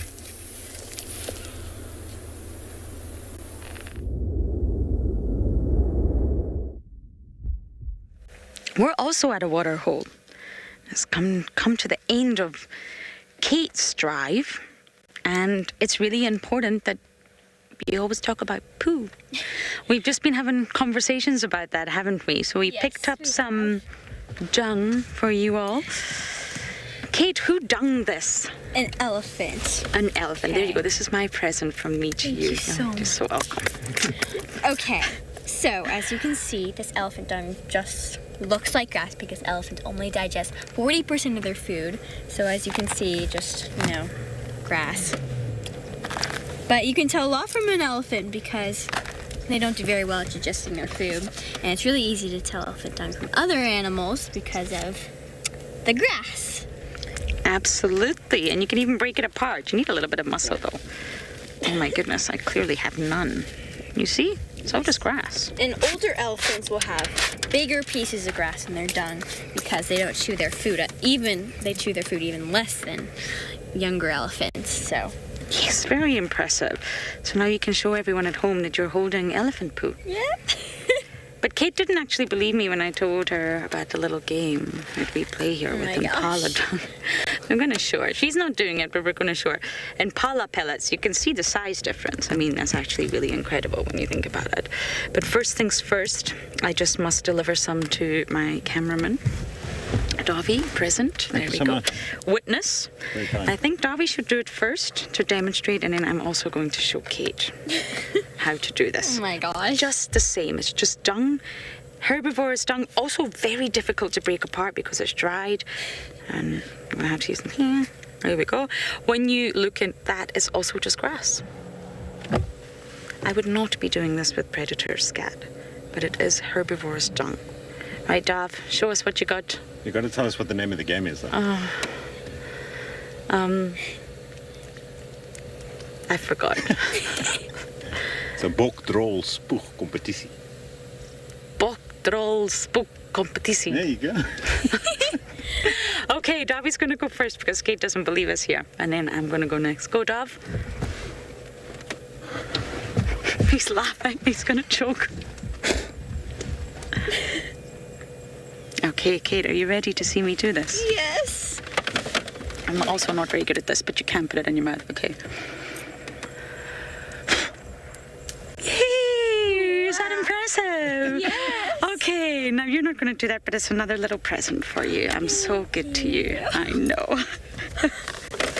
But dung is really important, and that's what we've been discussing. When you're looking at an ecosystem, you're not just focusing on the big five, you're not just focusing on the antelope, you're focusing on everything from the water levels to the soil. We just tried digging for water in the Mulwati, the trees, the leaves, the carbon cycle, and also the dung. But Kate, it has come to the end of your drive. Have you had fun? I have. Thank you so much for having me. It was an absolute pleasure, my dear. Is there anything you want to say to everyone before we go? So if you want to learn more about me, you can go to my website, kidscansafeanimals.com. You can log on to Club 15, buy the book, and learn about my other campaign, Quarters for Koalas. So you can learn a lot more about me on my website, kidscansafeanimals.com. You are a force to be reckoned with. I am so proud of you. Well done for being the future generation. Very, very inspiring. Thank you. So a big thank you to Kate for being our guest. We are going to drop her off now, but we shall see you a little bit later on as we continue bumbling.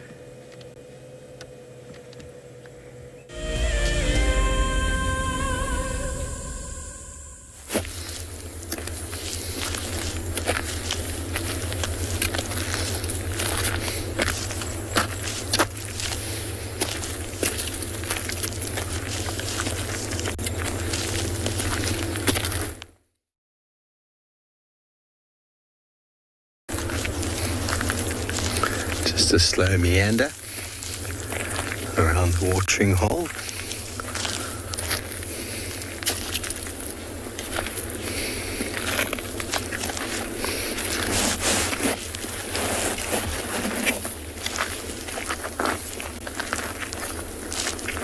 Crunch of the boots.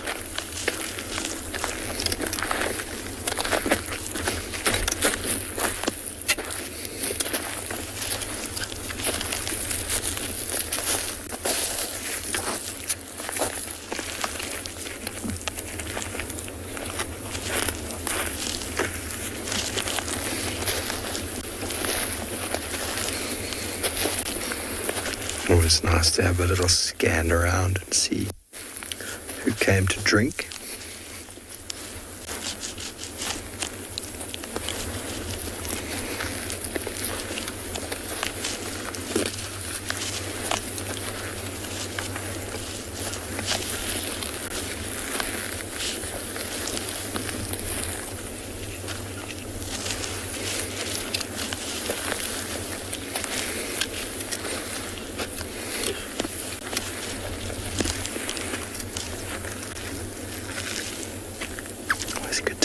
As well. Breathe it in.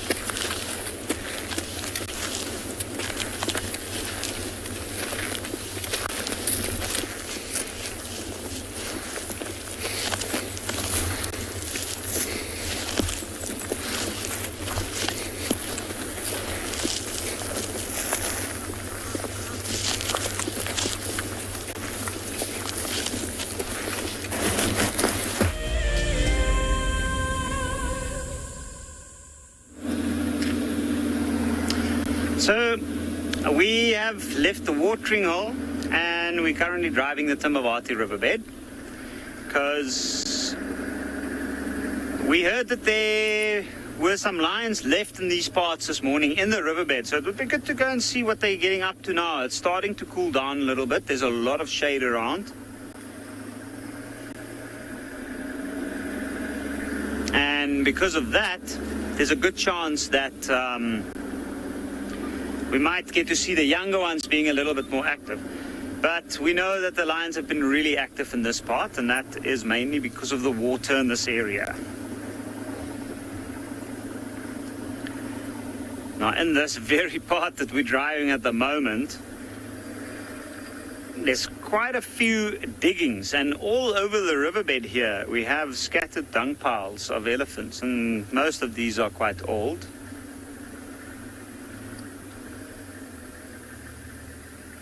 But they're all scattered around holes dug. And we regularly see elephants during the heat of the day coming down to drink here. They dig a little bit. At first they kick with their feet, and then they use their trunk and they kind of scoop this little hole out. It's really tricky to see, actually. Sometimes when you drive here you have to look out quite carefully because you might just get one of your wheel stuff.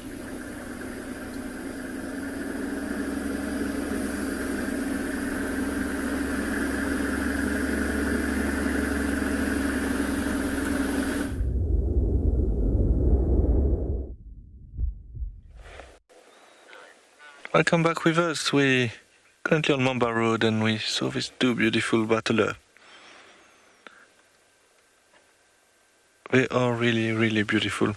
So I can see a pair there. I think the one on the left is the female and the one on the right the male. Sorry about that. Yeah, it has been a bit quiet for us.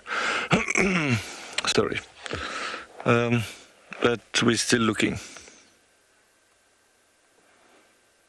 It is still quite warm at the moment. I'm sorry, I don't know what's happening with my voice. I'm just going to drink some water quickly.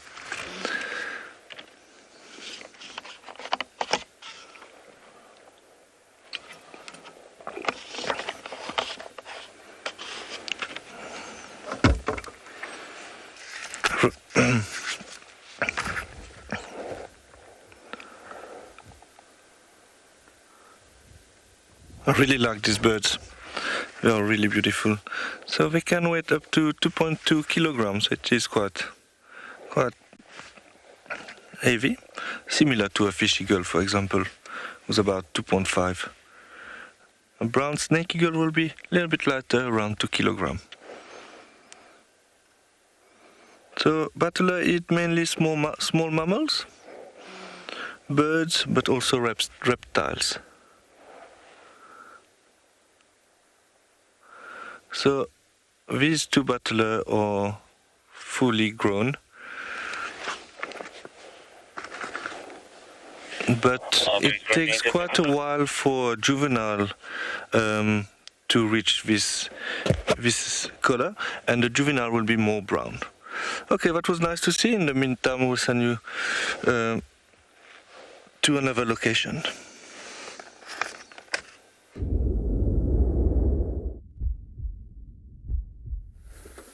Welcome back to andBeyond Phinda, everybody, where we found a rhino, but it's just started to slowly move off. So I'm just going to start and see if we can reposition. It's a beautiful big male white rhino. I just want to see if there's a gap through here.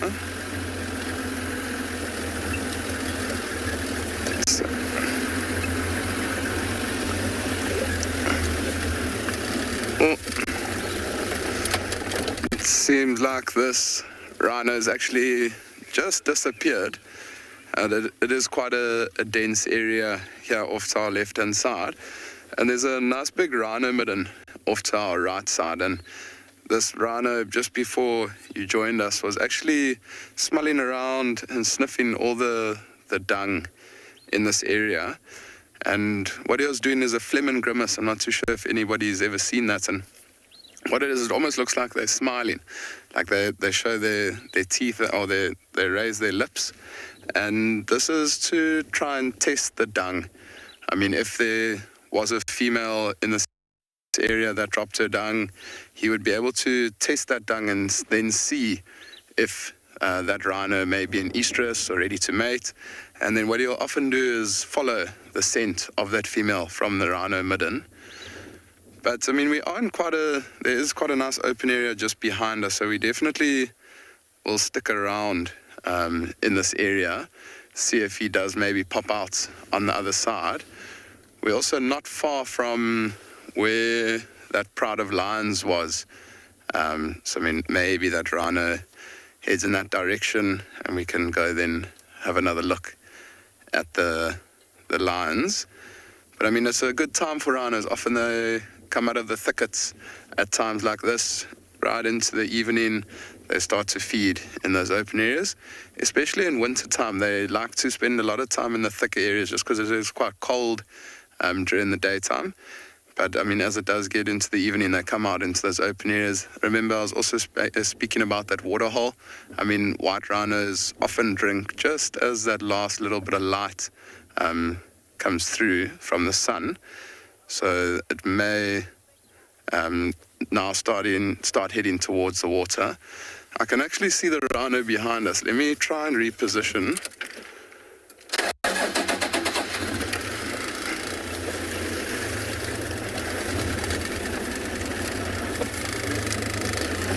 So, Emmanuel, that's a very good question. And rhinos in the wild, they can live to about 40 years. So, I mean, just less than what an elephant can live for. Elephants will live for about 60 years, plus minus. But white rhinos and black rhinos, between 35 and 40 years old. I can actually see there's a lot of rhino out in these open areas. It's not just that one. And if you just bear with us a second while we try and go get a better view for everybody.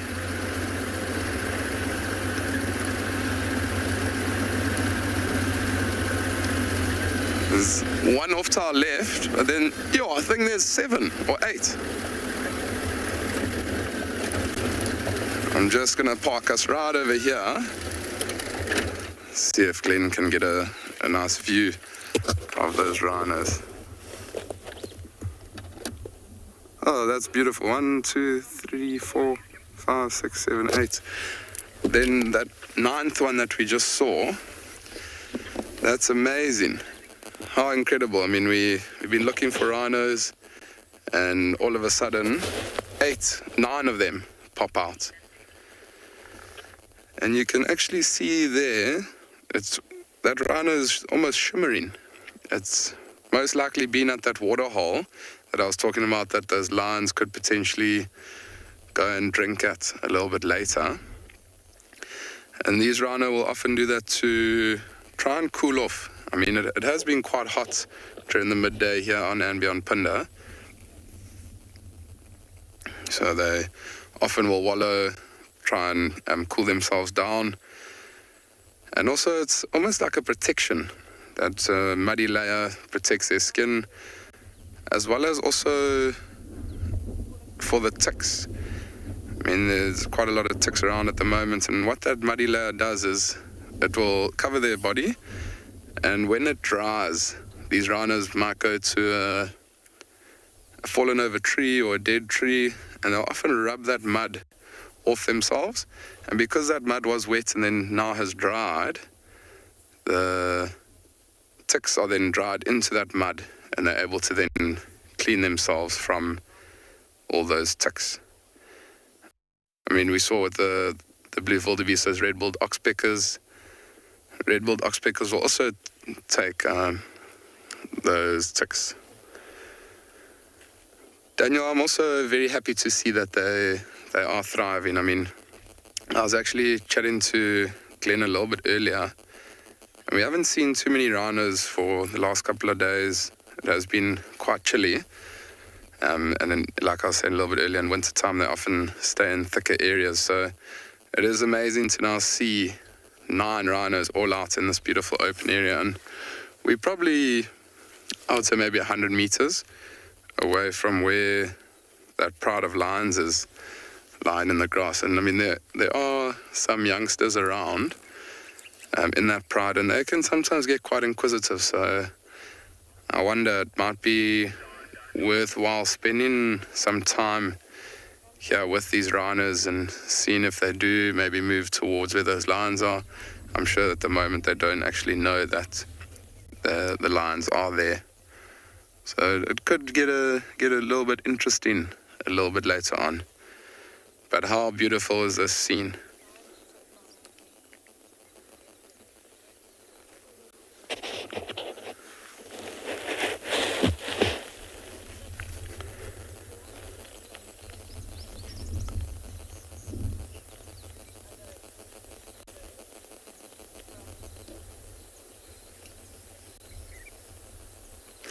Just an amazing afternoon spent out here in the bush on andBeyond Phinda.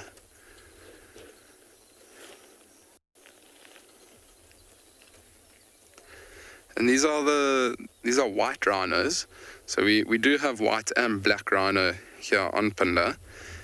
And the main difference, I mean, if we scan to the ones on the right hand side, they've got their heads down feeding on the grass.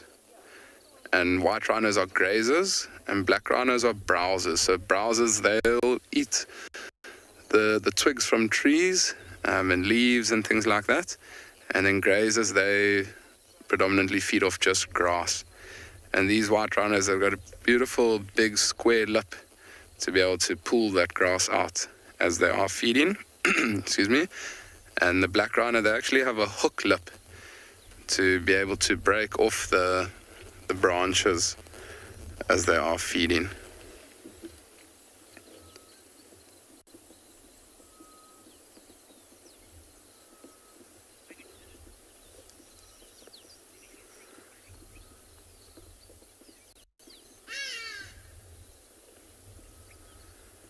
So there is also a little breeze that's blowing here on andBeyond Phinda. So I can imagine with them being a little bit wet, with the wind blowing, it is cooling them off, and I think even those lions are really enjoying this cooler now part of the day. I mean, that sun is slowly starting to set in the western parts of andBeyond Phinda, and it's a nice time for the animals to start getting a little bit more active.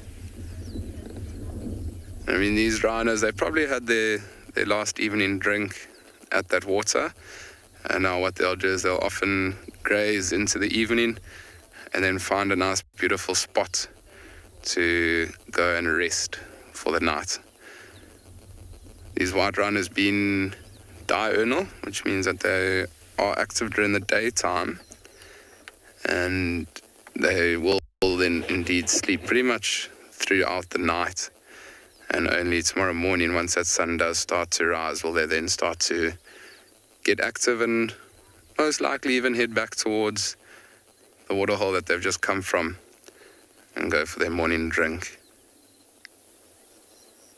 It's just beautiful to see them out here in this beautiful open area here on andBeyond Phinda. Our plan paid off. I mean, we did one of these found lions and rhino, and what an incredible scene to find 9 all together. So very, very happy that the rhinos came out of the thicker areas for us this afternoon.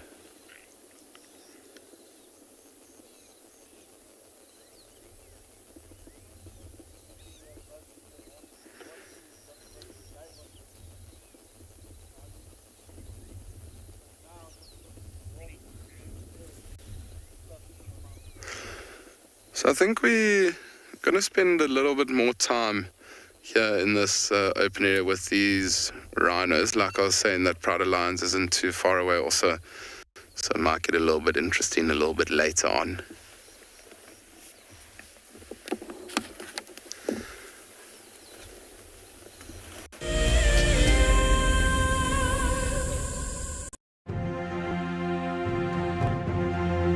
Kate Gilman Williams is an 11-year-old girl from Austin, Texas, and we think she's amazing.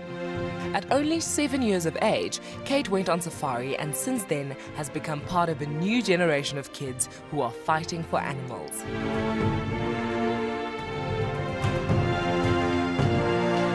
She has written a book, offered extensive support for a number of conservation projects, and recently teamed up with Microsoft to start a club. Kate believes that advocacy has no age limit, and that if she waits until she's an adult, then it may be too late.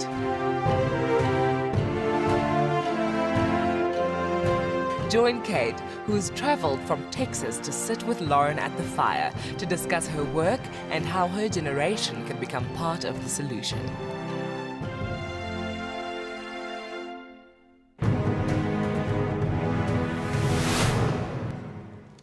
I turned to Shaw and I saw that she had this panicked look on her face.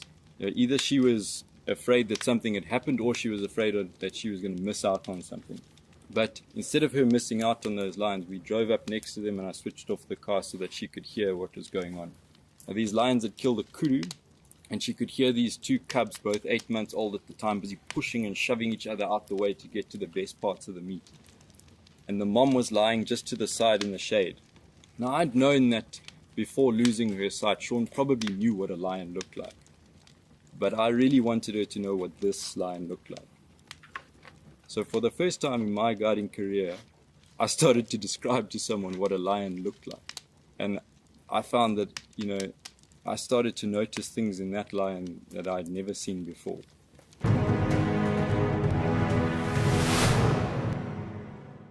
Okay, there's another big male coming in from our left here. Another big male, look at this. This is the one. Now you're going to see sparks fly, guys.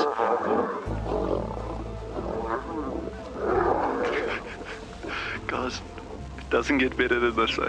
Yes, unbelievable. Africa, I love you, eh? Expect the unexpected here on WildEarth daily.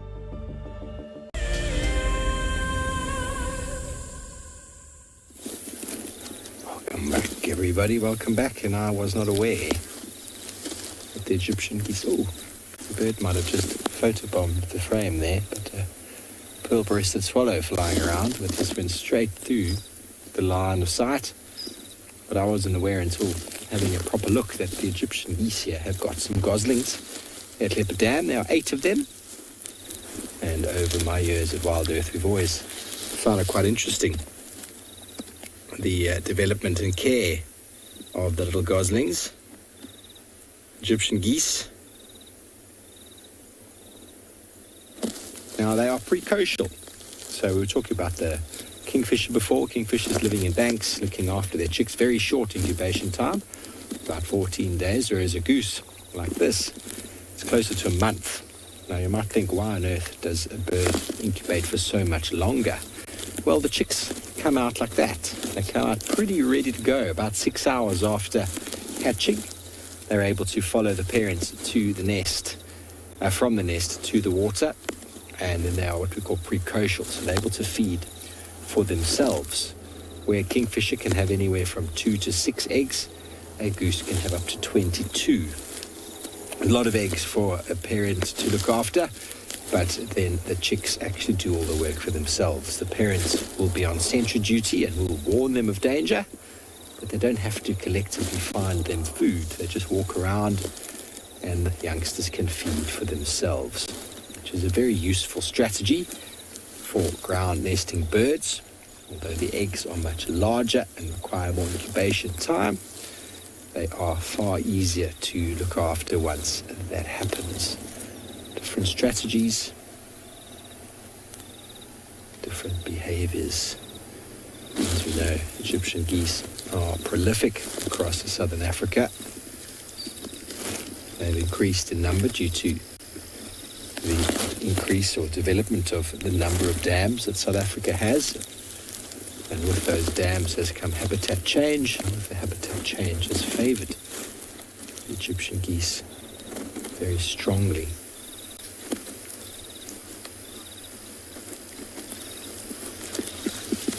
some very brave goslings, because two of them were just wandering off a moment before. There they go, going back again. So we know that these geese are very, very vigilant.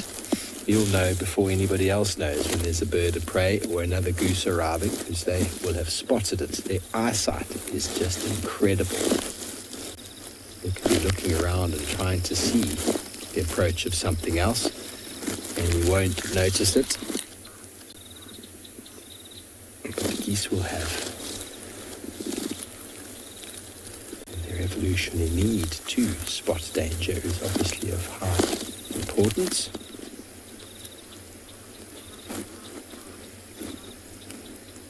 Bernie, Lulu, they are very cute. They are very cute. I mean, not many people like Egyptian geese very much, but they're very successful. You know, they do very well for what they do. They are grazers. They feed on the vegetation around the water. They graze on the grass, and they also filter feed and feed on the grasses and algae and the like that's growing in the water. But they have increased in number, and they do outcompete many of our indigenous ducks and geese. Although they are indigenous themselves, they have definitely increased in areas because of the huge development of dams across southern Africa. I've been told there are even Egyptian geese in America.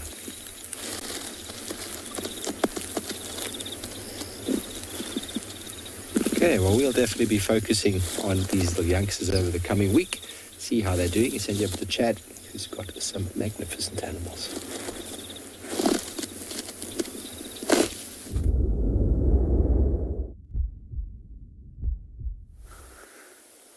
Welcome back to andBeyond Phinda, everybody, where we're still with this beautiful crash of 9 white rhinos. And as that sun starts to set in the far western regions of andBeyond Phinda, it's almost becoming quite golden out in this open area, and it's probably my favorite part of the day is as that sun starts to set. They like to call it, especially for photographers, they like to call it the golden hour. It's beautiful lighting for photography, and it just almost makes the bush come alive. It's quite an incredible time, that last hour before the sun does set. And I mean, you can see all of these rhinos have their heads down, and they just slowly feeding. They're all actually feeding in the direction of where those lines are. And I mean, rhinos, they, for such a big animal, got very, very small eyes. They don't have very good eyesight. So these rhinos will use their hearing as well as their sense of smell. And the wind is blowing from where the lines are towards these rhinos. So I wonder how long it's going to take for these rhinos to pick up the scent of that crowd of lines. But it's definitely worthwhile sticking around in this area.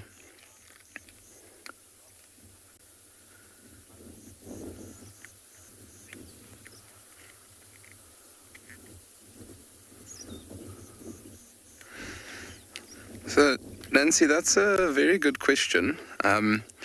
White rhinos, both rhinos, the males and females, the males are slightly bigger in size.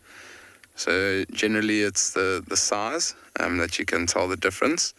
Also, a white rhino male, he has quite a big sort of bump just behind his neck. And I mean, this, for the white rhinos, it's when they bring their heads down to feed. But generally the male's got a much bigger hump there. You can see on that one, that hump. And then also you look between the legs, and you'll see the mammary glands for the female. And then we call it the penis sheath for the males. That's generally the easiest way to tell male and female white rhinos, is just looking between the back legs. But I mean, it is quite difficult to, especially at first, to be able to distinguish male and female. And I mean, within this group of white rhino, it's quite difficult to tell. They are quite a distance from us. I mean, probably 80 or 90 meters away. So it's quite difficult to tell male and female, and especially when they are young and I'm not able to see between the legs. So if I do get an opportunity, it will be nice to see how many males and how many females are within this crash of white rhinos.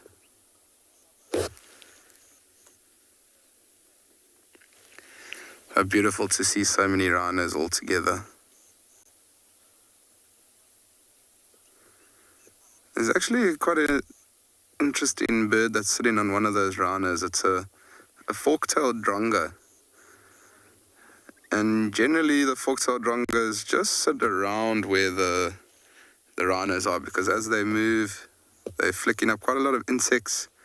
They're disturbing a lot of insects, sorry. And as those rhinos move, those fork-tailed drongos will then be feeding off them. And it's not often you see fork-tailed drongos sitting on top of the rhino.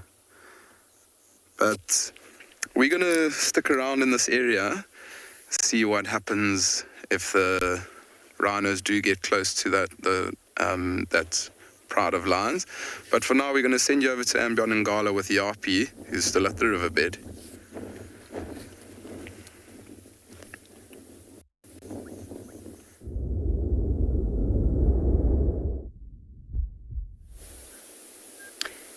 And we have come across a bushbuck, all on his lonesome, standing right up against a very steep bank of the Timbavati, underneath a big tree, and he's just been standing there, not even feeding. You can see he's quite up high on the bank. He was feeding when we arrived, but now stopped. Even though he's got his nose literally right in the leaves there.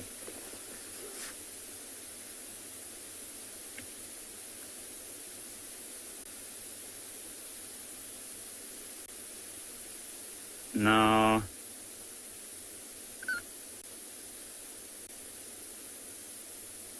what I find extremely interesting here is that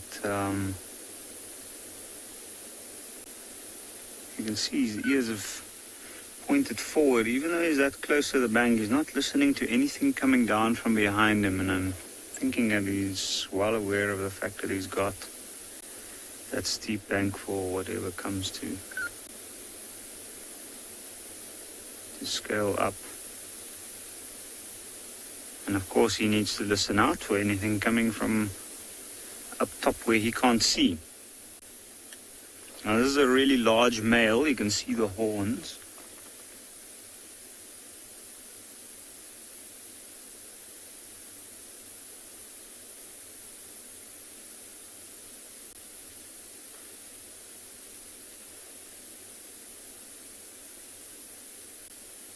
And usually a male bushbuck like this move in the denser areas around the riverbed. So this is the perfect spot to see him. One of the camps on Ngala is not far from here, and there's a lot of female bushbuck in the camps.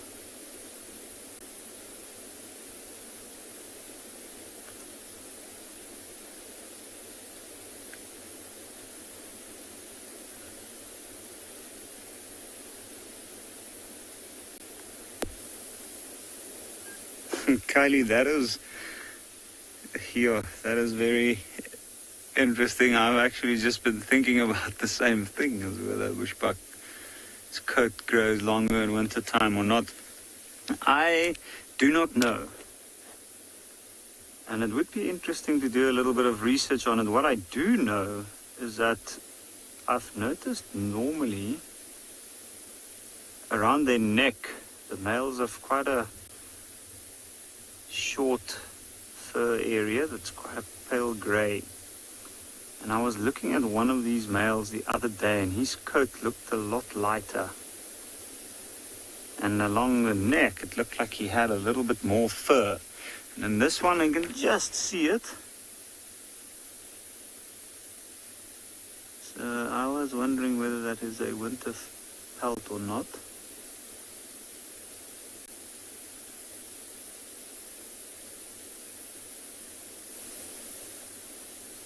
So yes, I don't know. I'll have to do more research on that.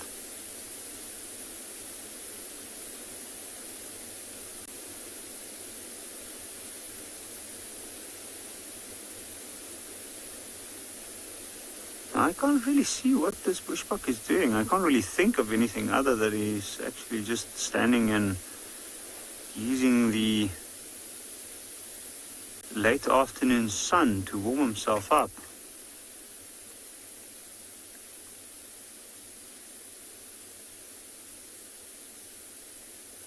Because he's not feeding, he's got his ears out on either side.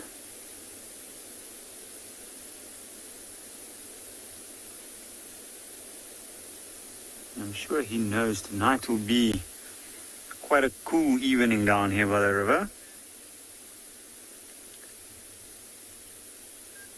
So I think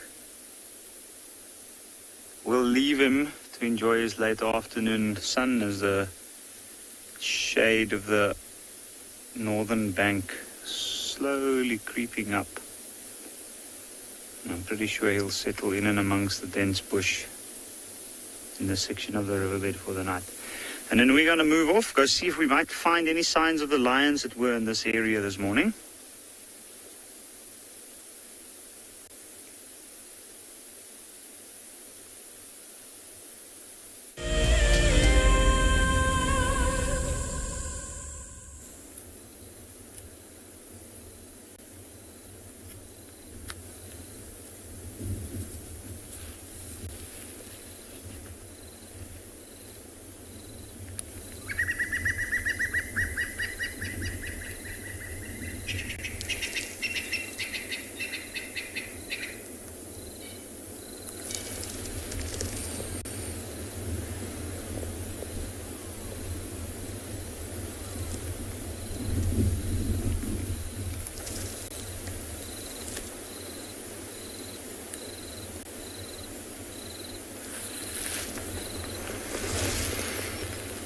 Beautiful afternoon once again. We just stand here enjoying a beautiful scene.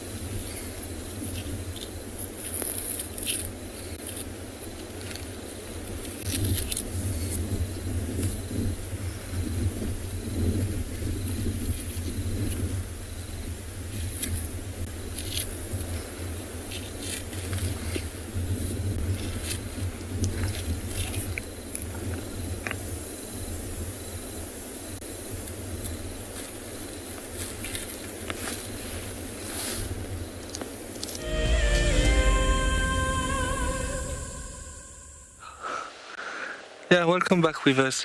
We're currently at Gary Dam. We did a lot of driving, checked Buffershoek Dam, and now we're here with this hippo. He gave us a very big yawn earlier, so hopefully we'll do it again. But he's quite moving around, and at one stage we saw only his feet. Actually, it was out of the water, so it was quite funny. And of course now he went underneath the water, well, under the water. Well, I'm sure he's going to pop out again. Let's wait and see.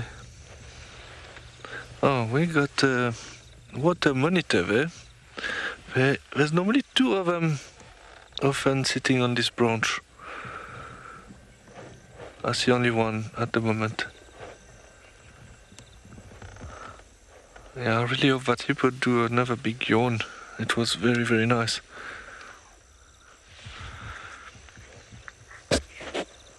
Yeah, so just for some updates around our area, there's not much happening on Djuma. There's some lions I've been seeing on the Buffelshoek side, not far from the Kruger boundary.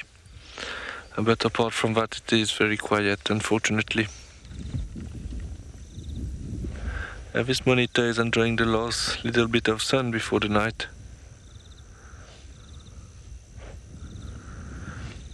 It's quite funny. When we arrived here, this hippo was that we just saw earlier now was lying halfway outside the water, came into the water, gave us a big yawn, and then a little turning around with the feet in the air, and then he went to hide under the water when we came live.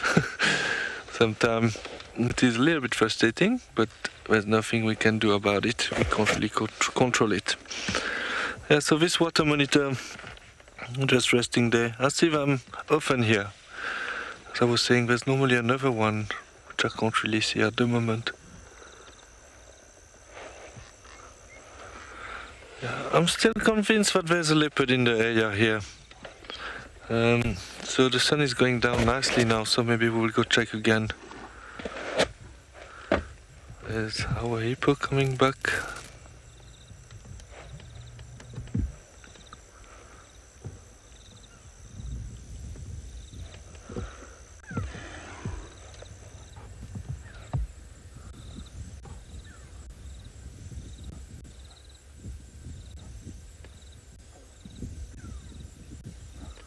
Come on, give us a little bit of entertainment there.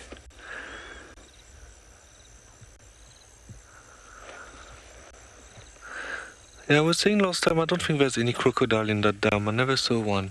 But obviously the crocodiles can move from dam to dam. I know there's a few big ones at Chitwa Dam, but I never saw one here. Maybe it's just that I was unlucky or...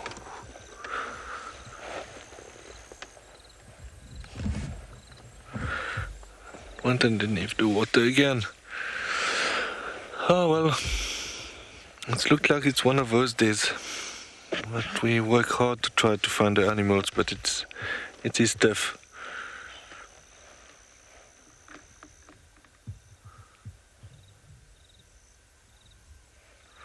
Okay, so I think we spent quite a nice time here. I will just reverse and drive towards quarantine, and we'll go check a bit the northern west part of the reserve. Actually, let me just turn around and come back.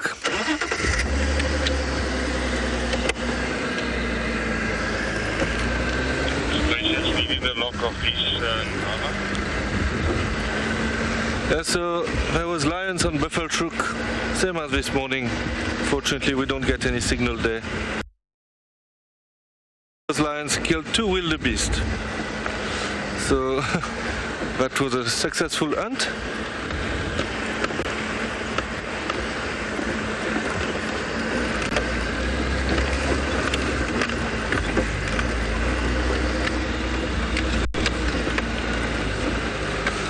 There was very nice giraffe tracks coming to the dam that I saw on this road, on Central Road. So I was hoping to be able to see a giraffe drinking, but it was probably earlier. And that giraffe left the area.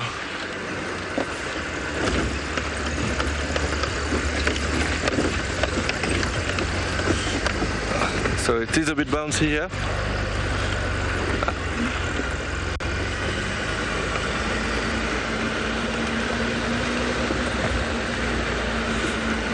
I would love to go see a leopard come to drink. It's been a while since I saw a leopard drinking. Yeah, the last interesting thing that I saw drinking was the honey badger about a couple of days ago. That was very nice. It was the first time I saw a honey badger drink, and he came 2 times to drink at Treehouse Dam.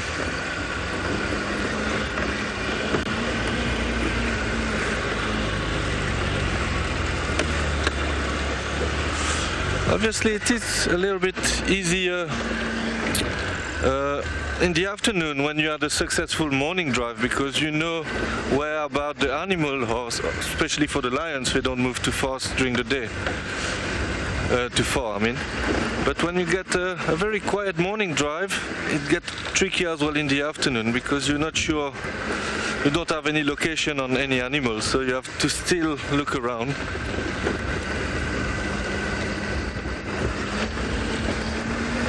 So I guess this is what's happening this afternoon. But hopefully maybe some leopard will start moving and walk on the road, and it will be easier to find them.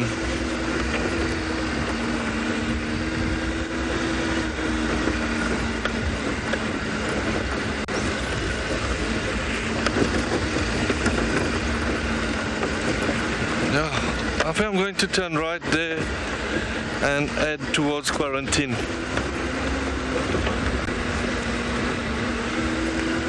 I really want to check that area where I saw those trucks this morning and this afternoon, because if that leopard is still around here, it will probably start moving soon. I did pick up leopard tracks of a male leopard as well, moving north from Impala Plain, so that might be Tavangumi that's moving back north. So I think for the rest of the drive I will focus in that area.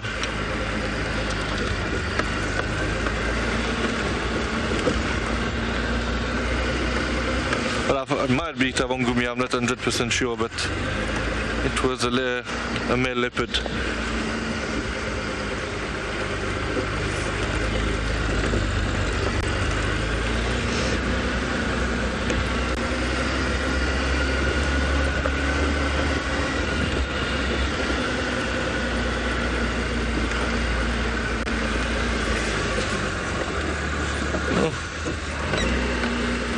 Yeah, I think these are all, there's some lions tracks there, but I think this is from a few days ago.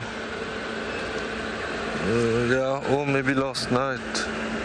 No, I think it's always...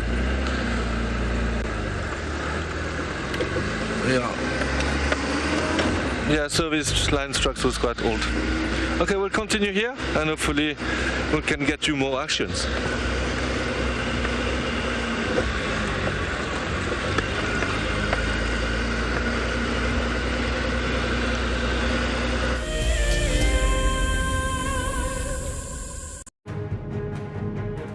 One thing that WildEarth strives to achieve is to connect kids with our natural world. One person who agrees with this is Kate, an 11-year-old girl who founded Kids Can Save Animals to help inspire her generation to help mend the planet.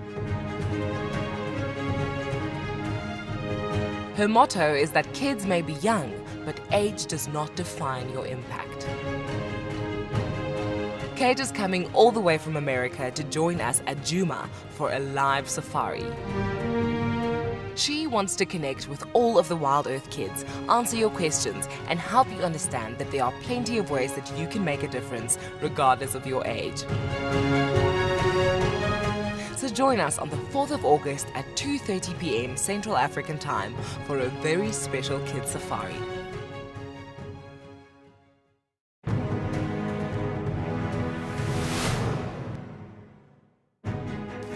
Here at the Advanced Rifle Handling Challenge, which is actually lots of challenges in one to gauge the contestants' skills at different distances and different speeds.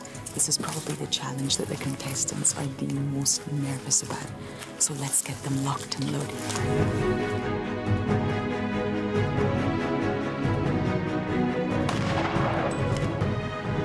The competitors are now doing the heels hop, where they have to run back and forth to a target, turn, take aim, and shoot. And this simulates a chase in a real environment and gets the heart pumping and the blood pressure up. James gave us a demonstration, and the skill involved in this exercise is remarkable.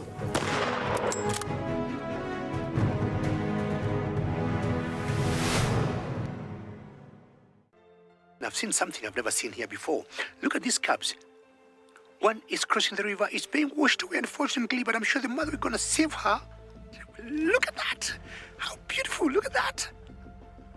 One crossing, two to go.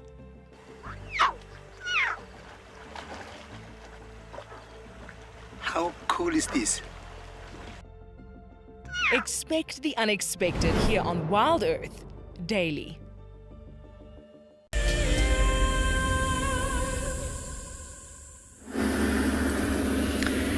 A futile attempt for finding those lions again on that side of a riverbed has led us to drive this rocky road. And what we're currently doing is we're going to check. There's an old quarry which they used rock from back in the day to build the roads in this area. This is actually part of a segment of road that was actually originally one of the roads into this area. And it's a very, very old road. It used to form part of a network of roads. It ran all the way from one of the nearby communities up to Tswalu, and even through all the way into Mozambique, or the old capital Lorenzo Marx back in the day. And it used to be used as a postal route. So people actually used to ride here with horses and post. And as exciting as that seemed, back in those days it was a relatively high-paying job. For good reason. So there's no sign of these lions in the last position. There are some tracks in the river which head up towards the direction that we are going, but it's a little bit older. And I don't know if it is the tracks from this morning. There's been a lot of animals moving across because of the little bit of water in this part.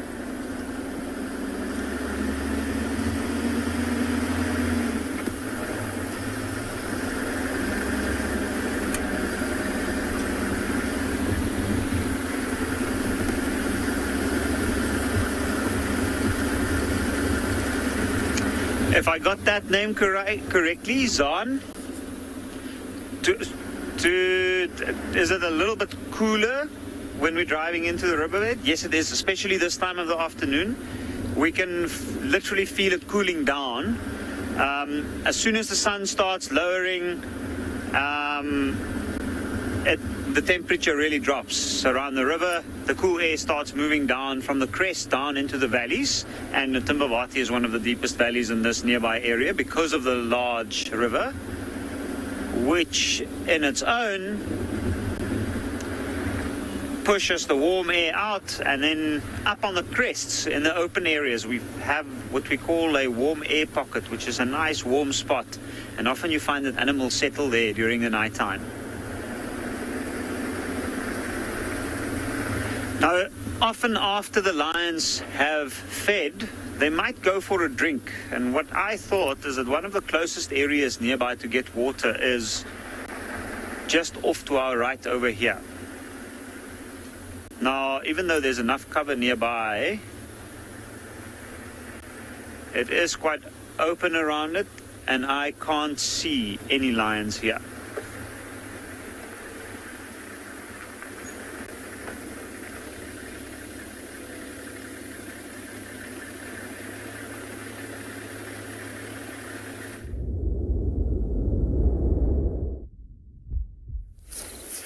Good luck, Yapi.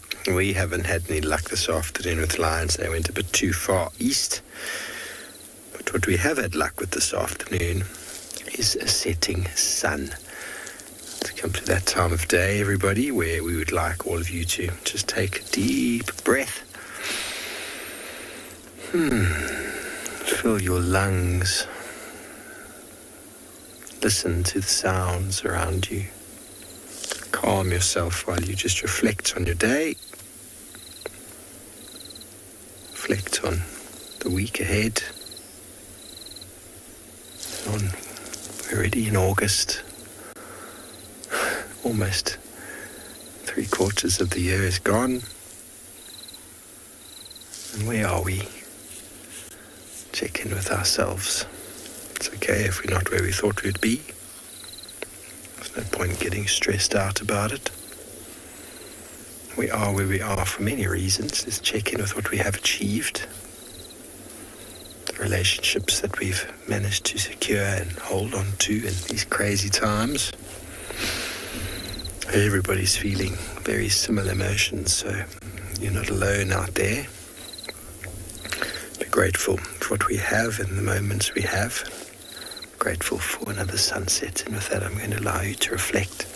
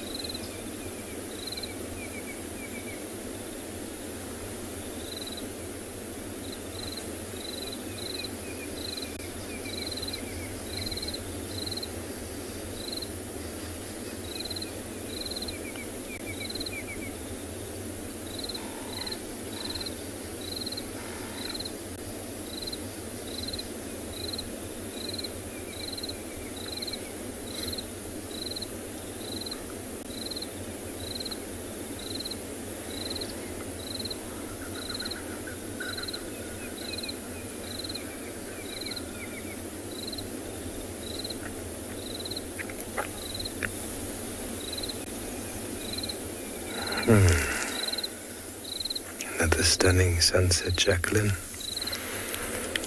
Douglas's favourite time of the day. Well, Douglas, I hope you make time, these times, each day for yourself. We all have the ability and opportunity to enjoy the rising sun and the setting sun each day.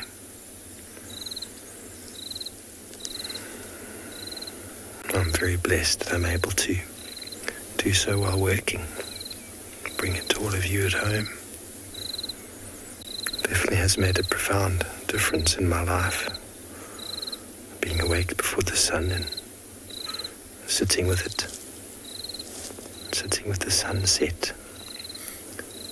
It's an age-old marvel that many before us have tried to contemplate on and imagine the amounts of thoughts and contemplations that have gone on in the eons gone by with regard to the sun. And all of you enjoying it there yourselves. Okay, well, are you going to enjoy it a moment longer? I always send you over to Chad.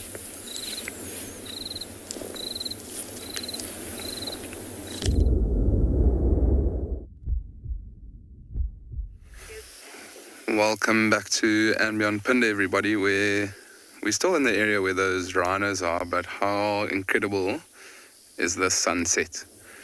We've caught it just before it starts dipping behind the mountain range here on Phinda. It's a beautiful orangey red glow, and it's an incredible sunset. You can see there just starting to dip behind the mountain. We are still with the rhinos. They're just off to our left-hand side, but what an incredible way to end the day as that sun starts to set. And we are also still not far from those lines, but these rhinos, they have started to change their direction that they're moving in, and I think it's just because they are still feeding and they're moving around pretty much wherever they want to for the right grass. So they've now started to head directly away from where those lions are. So nothing did happen. I don't even know if the lions knew that these rhinos were even here, as they've still got extremely full stomachs from that zebra that they finished off this morning.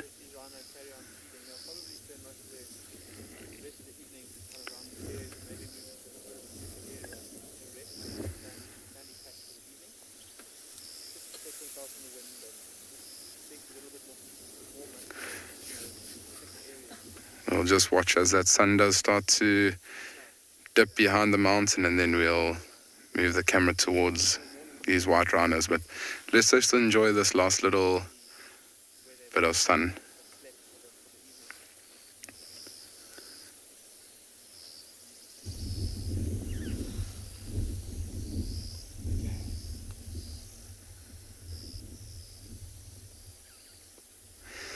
If you are sitting at home watching, it's a perfect time to have a gin and tonic and just watch as the sun does just dip behind that beautiful mountain range here on andBeyond Phinda. How incredible is that camera work from Glenn? And as he pans to the left, there you can see the rhinos, and they've moved quite a lot closer to us. They're now probably 30 or 40 meters away from us, and there's another one that's coming to join these four, and it looks like a bull that's joining. Apologies for that. There's another vehicle with guests that's just in front of us. They're just leaving these rhinos.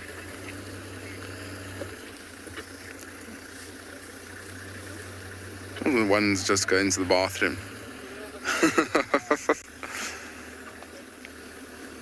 And there was a question earlier about the difference between male and female white rhinos. And if the one on the left does come a little bit closer towards others, you can see that there's quite a noticeable difference in the sheer size of it. And it looks like the females on the right, maybe there's a young male, but they do look like females.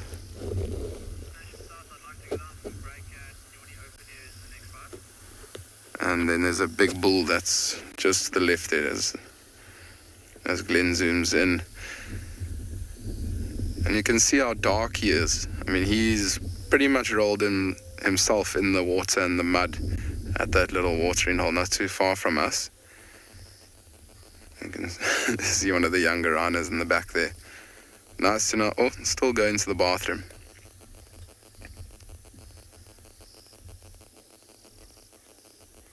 And I wonder if this maybe isn't the territorial male of this area.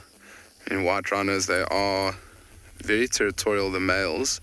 So they do hold territories, and I mean, you can see that there might be a younger male within the four that are at the back, and this big dominant male will at some point actually kick the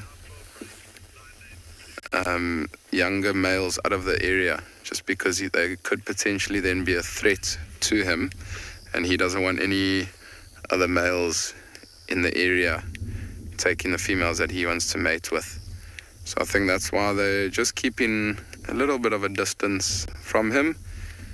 I mean, you can see there, look, he's not worried one bit, where the others have almost stopped feeding and just watching his movements.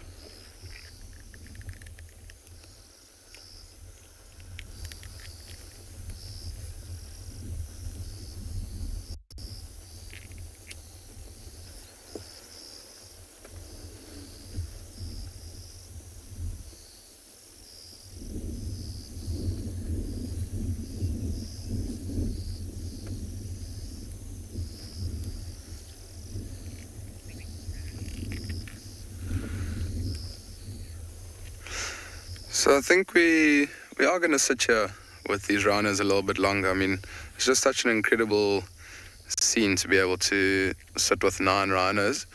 And then as it does start to get dark, we may then head towards that pride of lions and see what they get up to.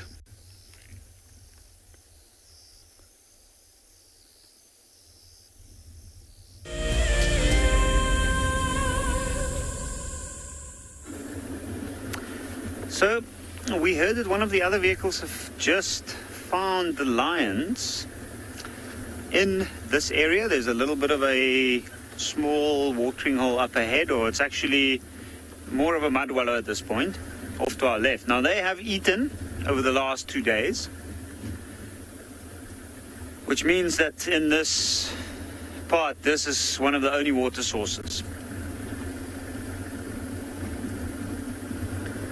So we are just checking to see exactly where the spot is to enter.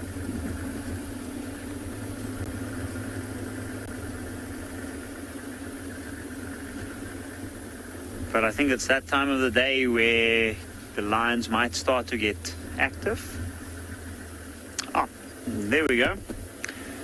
Right in the road, they left us a magic quarry branch. How kind.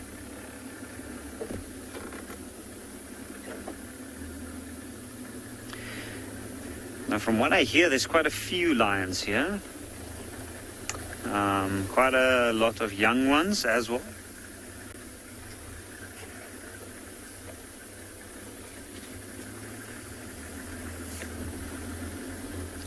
And there were some males with a group in this area this morning.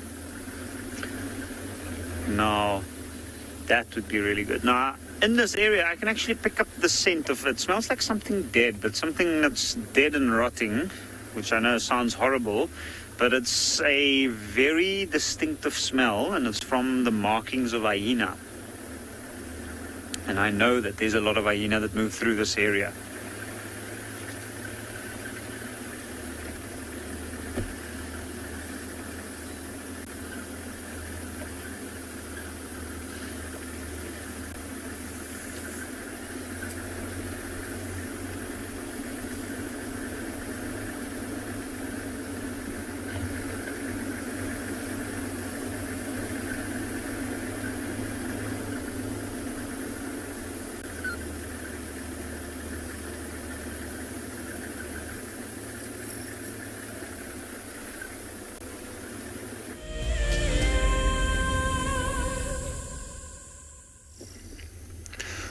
Welcome back.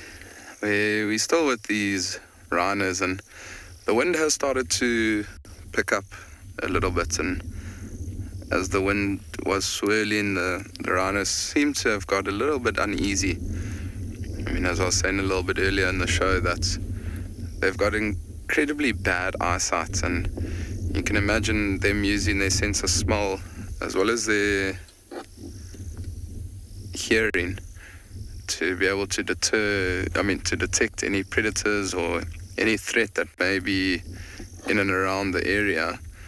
When it's very windy, it's quite difficult for them to do that. So that's why they do get a little bit uneasy or unsettled when there is a little bit of wind. But they seem like they're slowly just starting to feed again. And have a look there as they feed. Look how their ears are moving. Their ears are always moving.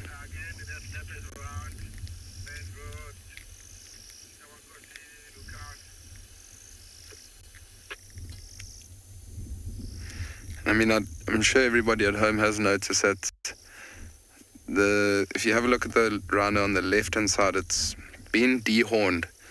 So here on Phinda, we've taken the decision to dehorn our rhinos, which means just to cut their horns off. Here on Phinda, there's a conservation team that takes pride in all these rhinos, and they want to save the species. I mean, there's a lot of poaching that goes on in and around this area, so we have decided to dehorn them, but there's no negative impact to the rhino and its behavior. But we may head towards that pride of lions and see what they are getting up to. The sun has set, it is starting to get a little bit cooler. Maybe they might head down towards that water. But for now, let's head towards a waterhole where an animal's drinking.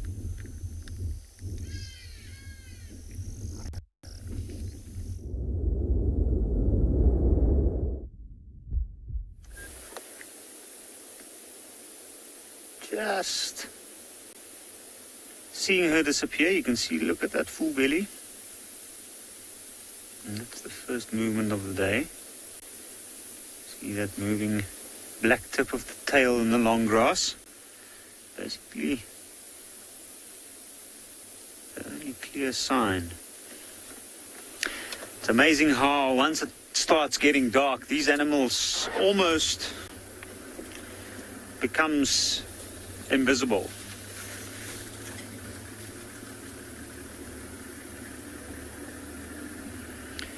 Now, I just caught that lioness as she was having a drink, and you could see the full belly. Now, because they've been eating very well so far over the last couple of weeks, we will more than likely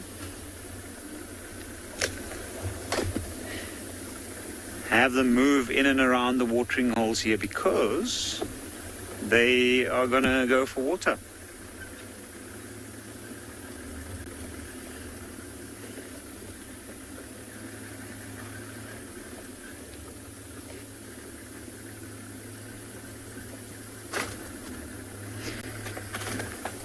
KG, that's a very good question.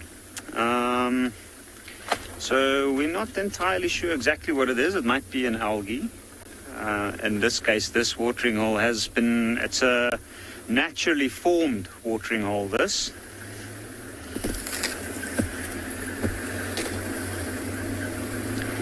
And it does have a buildup of algae. Often animals go, they wallow in it, rhino, buffalo. The elephant go and drink there. So there's a lot of things that get carried over to that watering hole. But then also in the past we have seen outbreaks of cyanobacteria, which is also something that colors the water that green. And there we have the lions.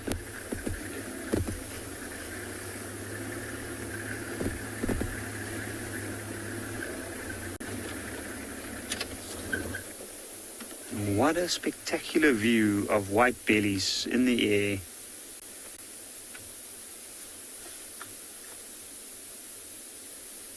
And one still trying to nurse, even though it's full.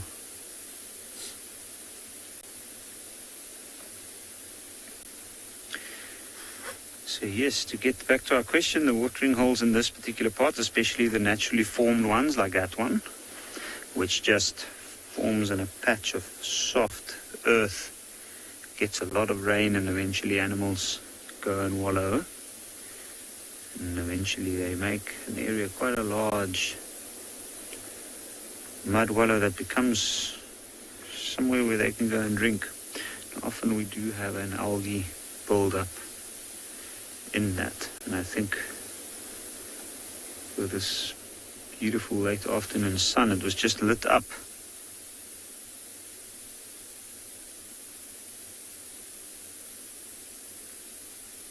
You can start to see the first of the yawns, and that is usually a good sign. That means there might be some movement, even if it is a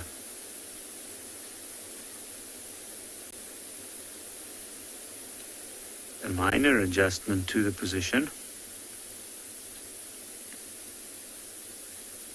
You can can see she still looks quite sleepy. Another yawn. And exposing these beautiful long canines. Clear indication that this is not a very old lioness. Mature, but not very old.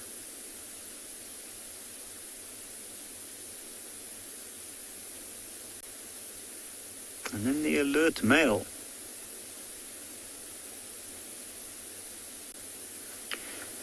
Either that or he's just realized that we've arrived. Or that the sun's set.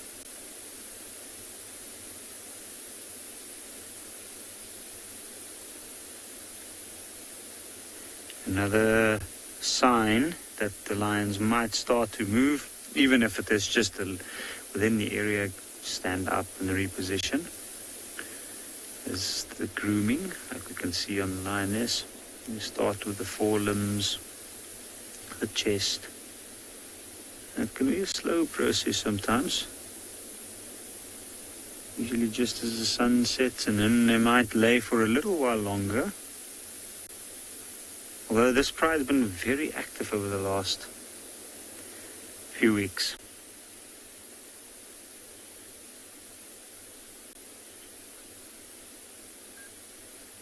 So while we look at this lion's hopefully getting more and more active, whoops, or maybe not, we will head over to Chad and see how it's going with his search for more lions.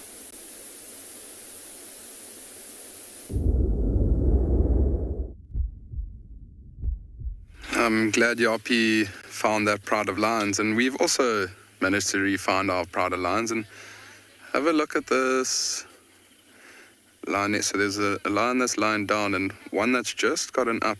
You can just see in the background moving. I'm pretty sure they've noticed those white rhinos in that open area just behind us. I do apologize, there is another vehicle just entering the sighting at the moment, so that's the noise that you can hear. But that one youngster's definitely seen those rhino. So it might get a little bit interesting a little bit later on. And I mean, that lioness is about 1.5 years old, so still quite a young lion and very inquisitive. I mean, you can see both of these two that are closest to us. The mom, you can see there in the background with her legs up in there, not interested at all. Because, I mean, rhino is not really a good meal for lions. I mean, they wouldn't go out of their way to try and hunt them. But being youngsters, being inquisitive, they might just go and see what they can do. But have a look at the yawning that's going on. That's often a sign. Oh, there we go, back down. But it is often a sign that they might start to get up. I mean, they've been sleeping pretty much the whole day trying to digest that food of theirs.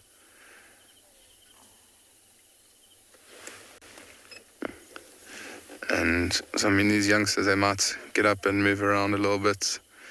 Yawning and then grooming is a sign that they may get a little bit active, but as I say that, you can see how that one in the middle just lay dead flat.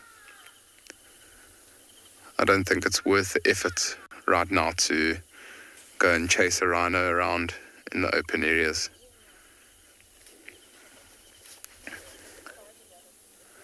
But how incredible, I mean, 2 of the big 5 within 100 meters of one another. Such a special afternoon out here on andBeyond Phinda. I mean, every afternoon out in the bush is a great afternoon, but especially when you are as lucky as we've been to see all the incredible things that we've seen.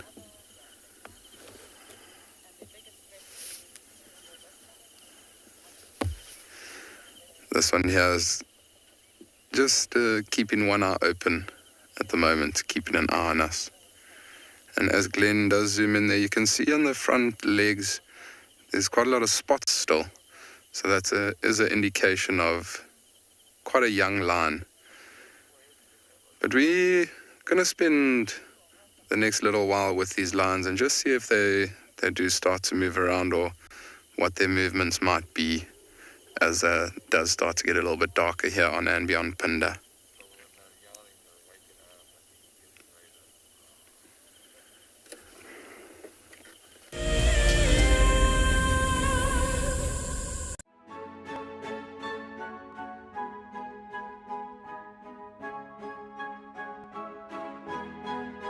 The Wildlife and Environment Society of South Africa, WESA, encourages people to care for the earth. Through innovative projects, they aim to reverse the serious issues that we face in the world today. One of these projects is Green Coast, a proudly South African award for sensitive and well-managed coastal sites. This sustainability project protects our national coastlines while providing unemployed youth with a love for their environment and a hope for the future. WESA is a membership and volunteer-supported organisation. Every supporter is helping to change the only earth we have. Visit our website to see how you can help care for our earth.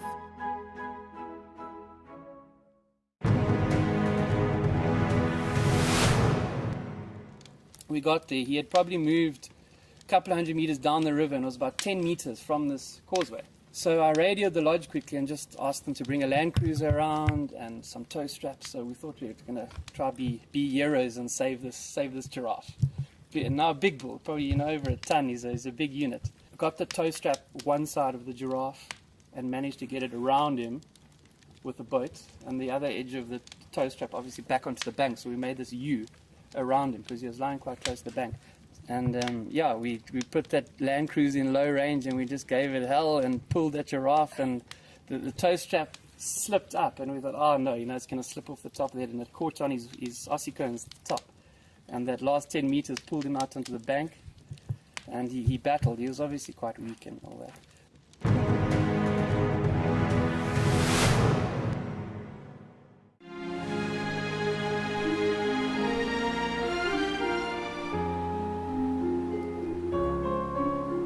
You are cheeky. That was a brave decision. Amber Eyes is... Oh. That is so magic. That was absolutely wonderful. Amber Eyes just gave that cub an enormous hug. Expect the unexpected here on WildEarth daily.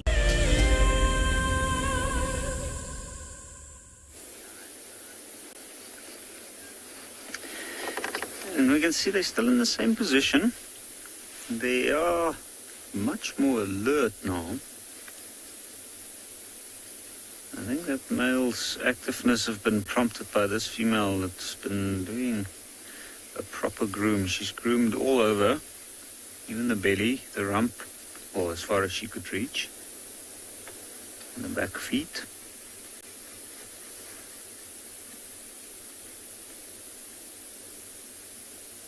She's licking quite a lot, especially the small front incisors. And often when they do groom themselves like that, they take out a lot of the loose fur. There we go. A little bit of effort to get up there. You can see now, it's walked through the pride, quite a few that's...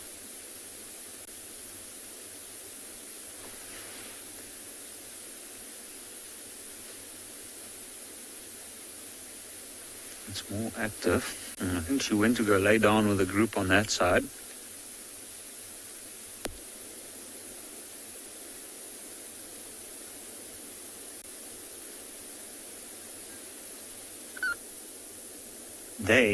What do I like most about lions?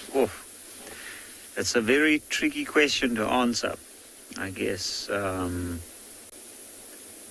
fact that most of the time, this is what we see them doing.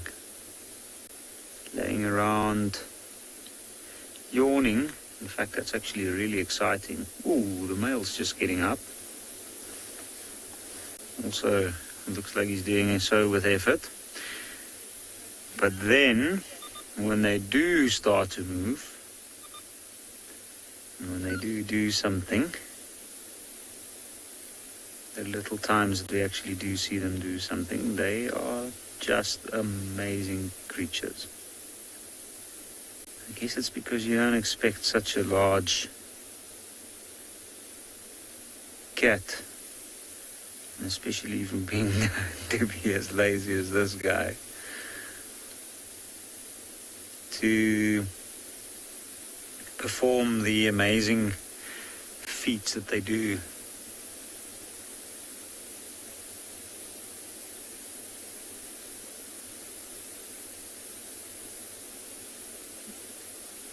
See the size of that belly.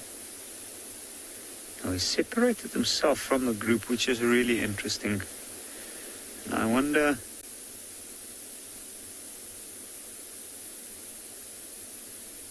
why he would have done so. You can see he's come to a more open spot.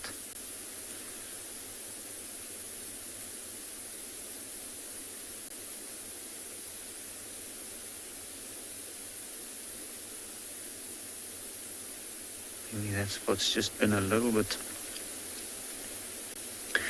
too uncomfortable at this stage. Maybe he wants a little bit of this breeze. He's been in and about most of those lines for quite some time.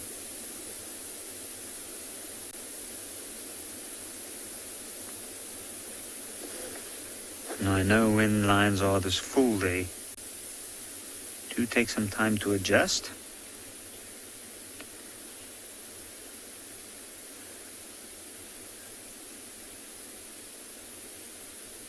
And there you can see a little one hard at work trying to drink some milk. Well, while we watch them slowly wake up, we'll head over to Chad and hear why he likes lions.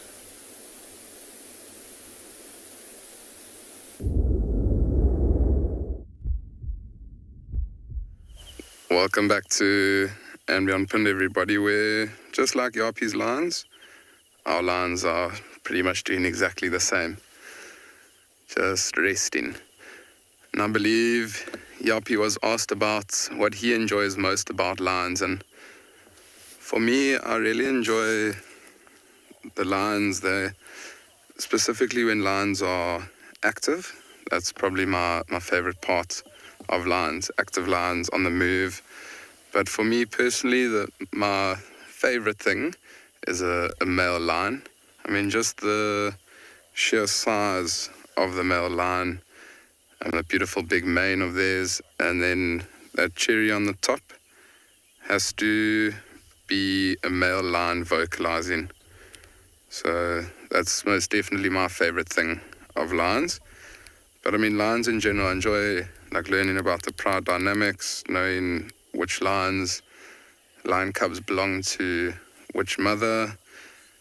And I also enjoy watching them hunt. I mean, there's nothing more like an adrenaline rush than when you watch a pride of lions all encircle a herd of wildebeest or zebra, and just how they communicate with one another. I mean, it's incredible. Often they will loop around, like two lionesses will go around the back end of the herd, and they often then one will chase that herd of wildebeest into the direction of where the other two lions are, and they'll often surprise attack the wildebeest. I mean, it's incredible to watch how they do that. And I mean, just lions in general, they're incredible animals. Crazy the strength of them. I mean, we were talking a little bit earlier on about what would kill a wildebeest. I mean, lions definitely would kill a wildebeest, but lions here in Phinda have even taken down giraffes before. They've taken down a rhino before, and buffalo. And there's an area up in northern Botswana, just to show you how incredibly strong these lions are, that the lions, they will often hunt elephants. And so, I mean, that's pretty incredible. I think the pride is about 24 different lions, and they're dominated by 4 males, and they adapted themselves to hunt elephants. So you can imagine the strength of these lions to be able to take down a elephant. I mean, sometimes weighing 3.5 or 4 tons, a female elephant, and a bull elephant probably 6 tons. It must be pretty special to witness that. And I'm also quite keen to one day see a lion hunting buffalo. That's definitely on the bucket list to see that. Must be quite an incredible experience. Beautiful little shot there through this bush that we parked by of this lion sleeping. But I mean, they're not sleeping dead flat. They do still have their eyes open at least. And I mean, lions are very opportunistic, so you never know what might happen. I mean, these lions may get up and move. A lot of the animals will start coming out into the open areas to rest for the evening. Just because it's nice and open, they're able to then spot predators coming. That's a good opportunity for lions. So we're definitely going to spend probably the rest of the show with this pride of lions here on andBeyond Phinda. And it will be interesting to see which pride of lions gets active first. Mike, apologies for the vehicle starting. There's just another ranger that's leaving the sighting now. And Mike, I couldn't agree more. Watching lions hunt is incredible. I mean, if you come to the bush and you just spend the whole day with a pride of lions, it's quite incredible. I mean, if you know they're skinny, wake up early in the morning, go and try to track them down, see what they've been up to the evening. That's also one of my favorite things, is successfully tracking down and finding lions. You know, it's always exciting to see what they've been up to in the evening, if they've maybe tried to hunt, where they've gone, what they've done. Almost just putting the whole story together from the evening. It's also one of my favorite things about lions. But as I say that, you see this one's just laid down a little bit. So for now, like I said, we're going to stick around with these lions, see what they do get up to. But for now, let's head over to Lauren at Djuma, who's at a watering hole.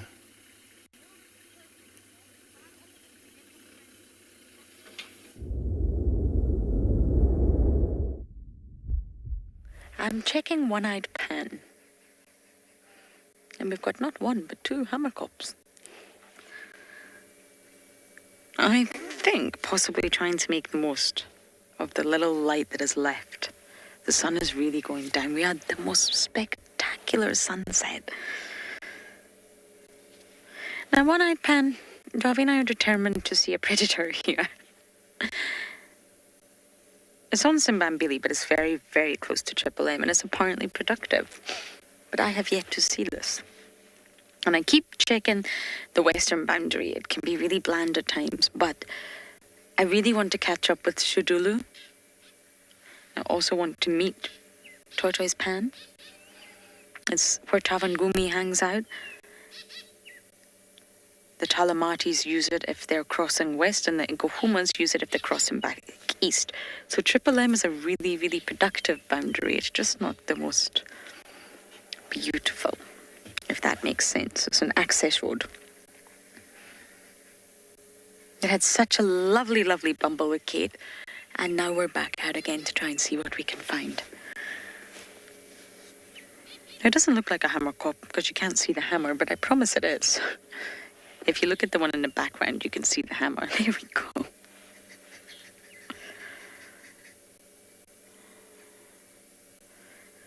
You see that staying remarkably still. That's intentional.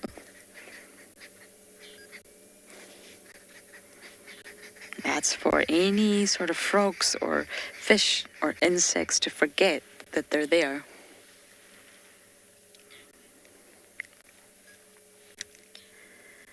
Nancy, oh, he's hunting. That's what they do. He's stirring up the sediment. I wonder if he's going to catch anything. Any changes? I can't really say how big this one is, but generally speaking, hammerkops only really weigh about 500 grams, and they're about 50 centimeters tall. See, he's using his feet now.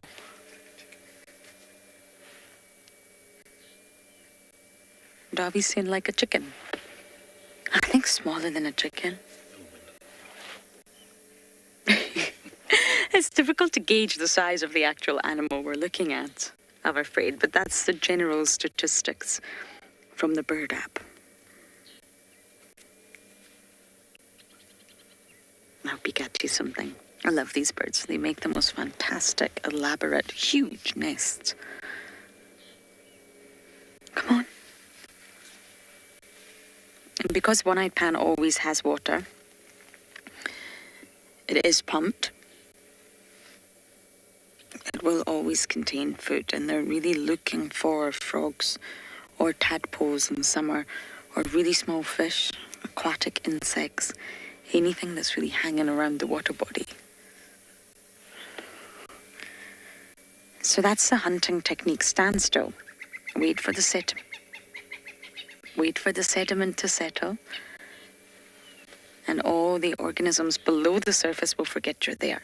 Because remember, when the bird moves, they'll detect changes in water pressure. Then they move ever so slowly and get ready to dart in with the beak and catch. Ah, what a lovely sighting. I'm going to continue checking Triple M and see what I can find.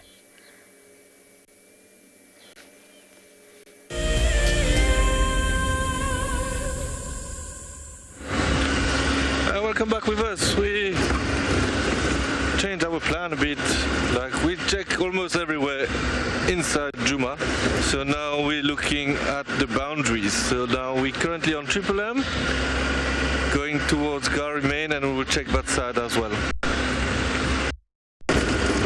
We did get a very, very quick sighting of two hyenas, but they moved off into the block. And we don't really want to follow them off-road, as this is not part of the Big Five.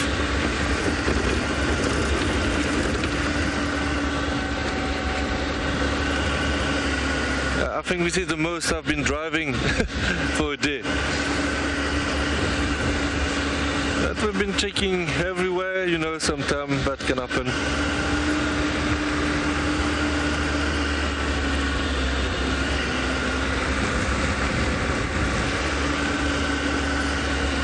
But now it's a good time for leopards, hyenas to be walking, so I'm hoping that we might find some more hyenas on the road. Not far from Gary Main now, and we'll turn left and head east.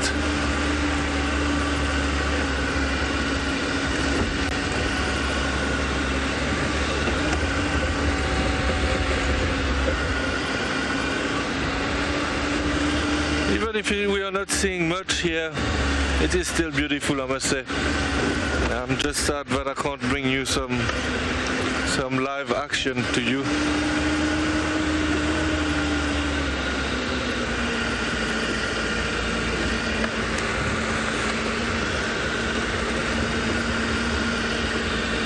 Yeah, so we're going to go check Gary Main and maybe Twin Dam again, and then drive towards Quarantine and see what we can find there.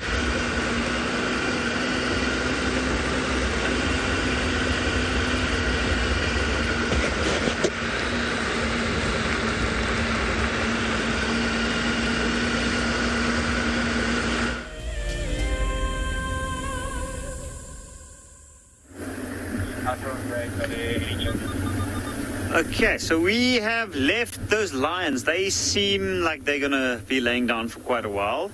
From what we can see, they are very full, and that usually takes a little while to digest. I'm sure they'll be up, they'll be moving a little bit tonight. They probably won't move too far out of this area because they are so full. They might move to one of the nearby watering holes, one of the larger ones, and then for the next day or two they might terrorize the critters coming down to drink around there. In the meantime, we thought we might head over towards where that leopard was seen earlier. She's been left.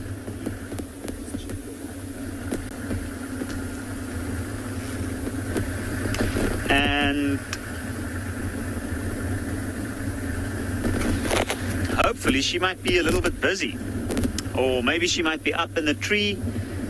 If we are really lucky, we might even get a glimpse of the youngster. Or one of the youngsters.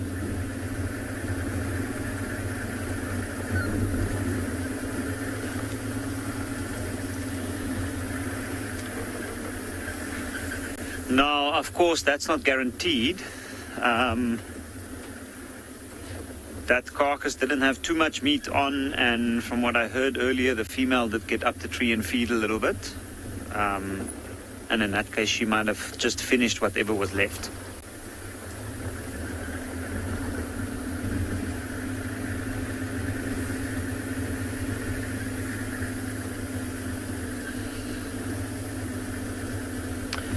So while we are heading off towards the area of that leopard, we'll head over to Chad again to see if those lions have gotten active.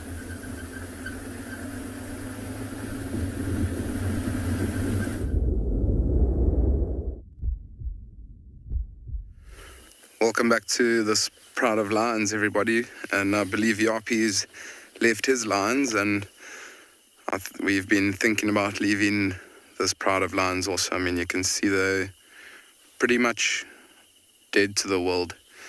They've all started to close their eyes and they're still resting, so I don't think there's going to be too much movement from this Pride of Lions for the rest of the evening while we are out, but I'm sure a little bit later on they may start to move around a little bit.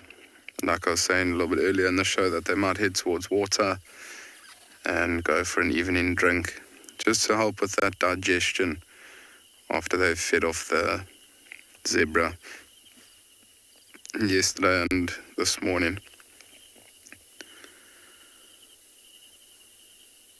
But it is just so special to be able to sit with a Pride of Lions like this.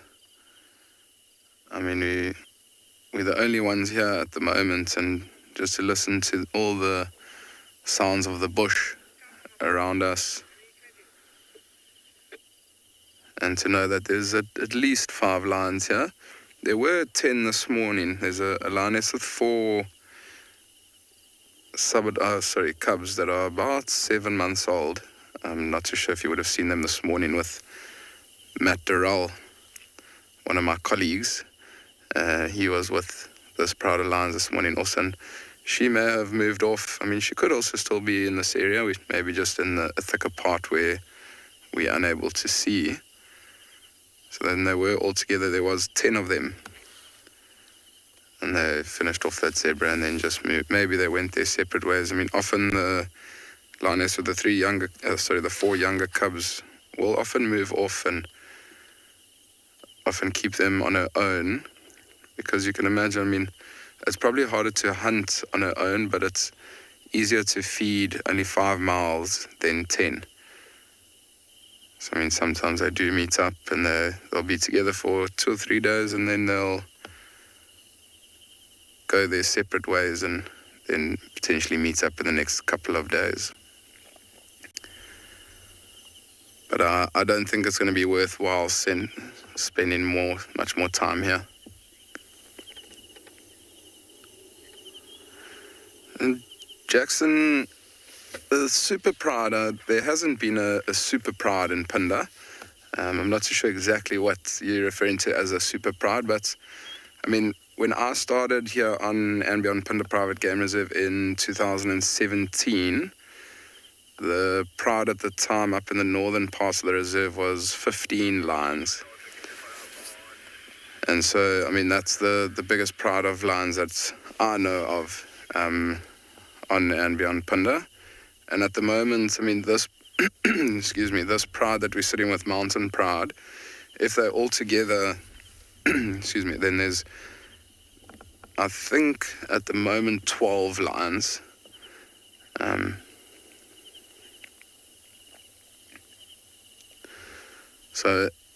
A Super Pride is apparently a pride of lions that's more than 22 lions, and So to answer your question, no, we haven't ever had a super pride here on Phinda. Like I was saying, that it was 15 lions, if I'm not mistaken. There was 3 lionesses, they all had youngsters. It was quite incredible to see them. I mean, I know the Birmingham Pride that the RP was just with up in andBeyond in Ngala, I think 24 lions when they're all together. So that's definitely a super pride and pretty incredible to have 24 lions around the car, and especially with those 2 white lions. I mean, incredible to have them on andBeyond property up in the Kruger Park. I have actually been lucky enough to see both those white lions myself. Another WildEarth guide, Eric XLB, took myself and Matt on a game drive once, and we were very fortunate to be able to see that white lion.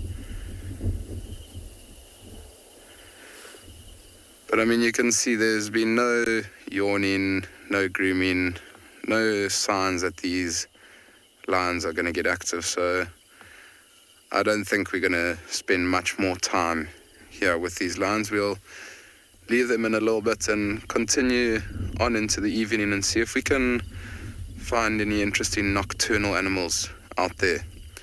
I always like to challenge myself and maybe try and spot a chameleon. It's always incredible to spot those small little chameleons as you're driving along with the spotlight.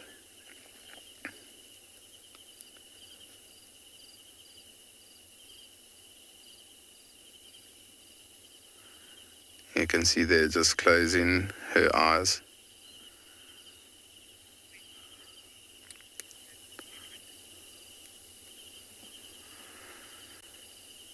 So we are going to do just that. We're going to leave this pride of lions as they sleep and try and digest the food. For now, we're going to send you back over to Djuma, to Cedric, and see what he's up to this evening.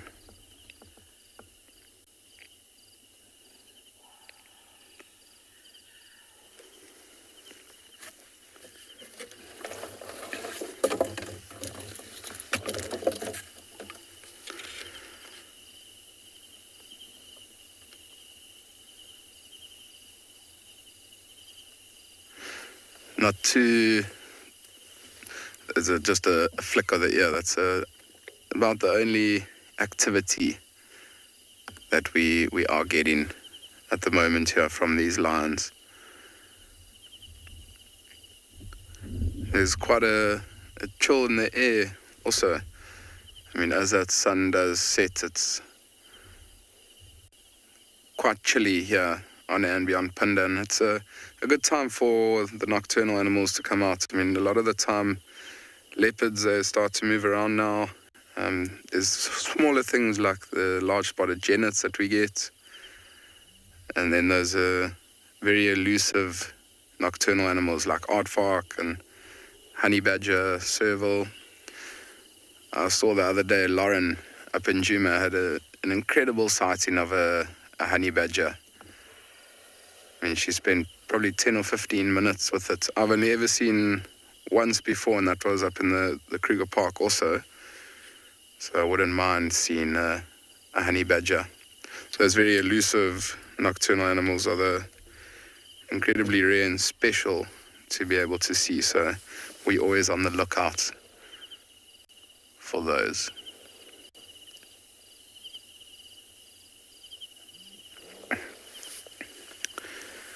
We may also maybe head into an area where there was tracks of a female leopard.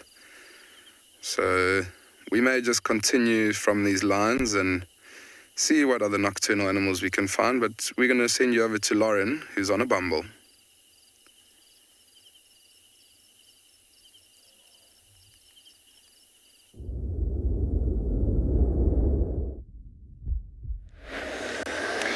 I have just spotted the most gorgeous position for the skyline. How is this job?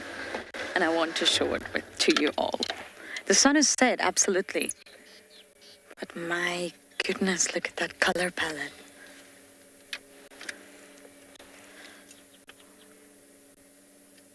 It takes my breath away every single night. Djuma has been very quiet today, but that's okay. We've had many incredible sightings recently, some of the best of my entire career out here. The quiet days are part of the package. That's the bush.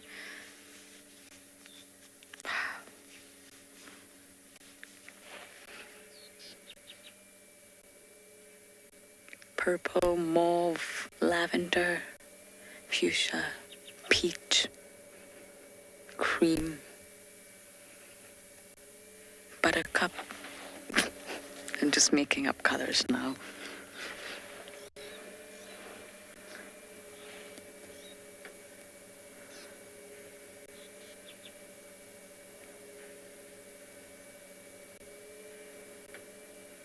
This is actually my favorite time, when the sun has sunk below the horizon, but it's not quite gone just yet. And it's like someone's just taken a paintbrush and just watercolors and just painted the sky.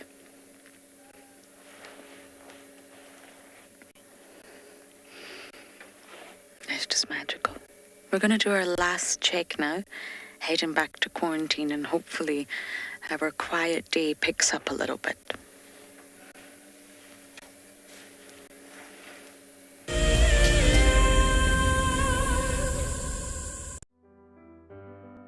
Educating our youth about the environmental threats we face is critical.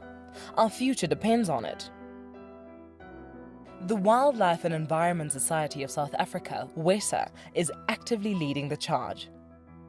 Their goal is to encourage children to fall in love with our natural world and to empower them to live sustainably in the future. Through their school programs, the children learn to report on environmental issues through videos, articles, and photos. The WildEarth program has changed my life in so many beneficial ways. Being out there at the workshops, I was entitled to talk with others, socialize, as well as my writing skills and leadership skills have improved, so it has been great. WESA is a membership-based organization. By joining WESA, you will be helping to provide valuable support for these youth education initiatives.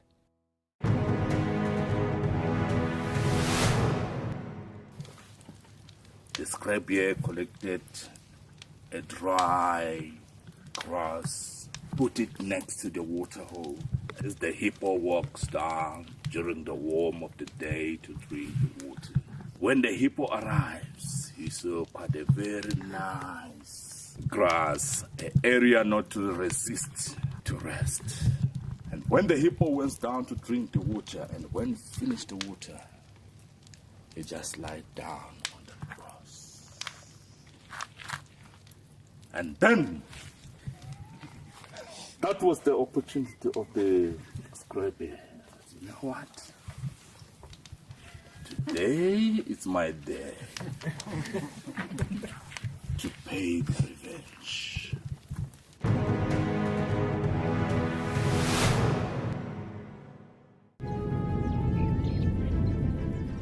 Oh, it's going to be in trouble now.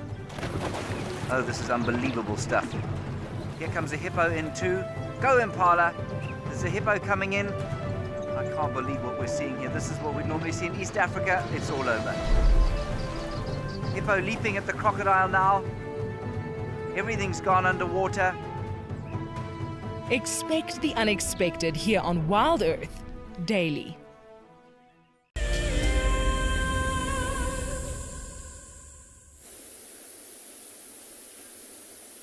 And here we've luckily managed to find these two up in the tree, and they're currently feeding. Now this is a mother and child situation here. And if we look closely, if you look there, you can see the tail coming up there at the back end, and that one's vigorously moving. And if you look closely at the spots, can see its small receipts. Just trying to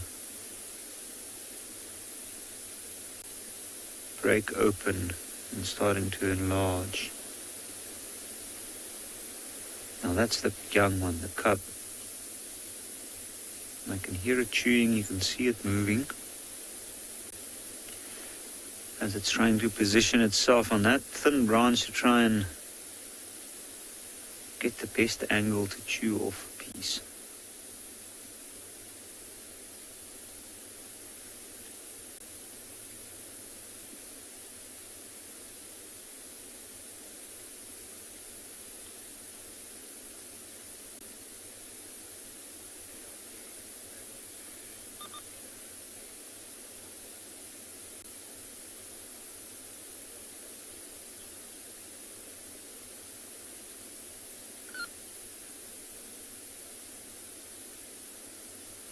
That's a small leopard cub.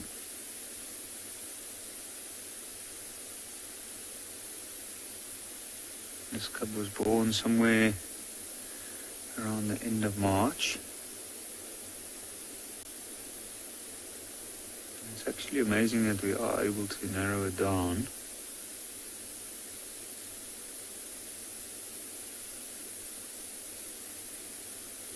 And then just to the right of it, you can see a larger object moving, and that's the head of the mother, and she's twisting her ears around. Jackie, it is a special sighting indeed, for sure.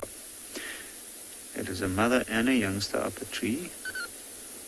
And we had a look at the youngster spots, and now if you look, you can see it quite clearly as it is, that the spots of the one on the right is a little bit larger, and you can see the larger body moving.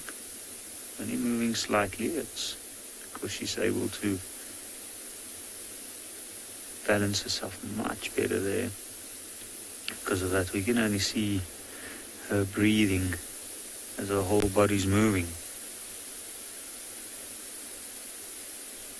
Now, knowing from watching animals like this feed before, and when they're full, when they're very full, their belly grows quite a bit in size, and it can fit in quite a lot of food. So the animal's really full, and something like, or as simple as breathing, becomes quite labored.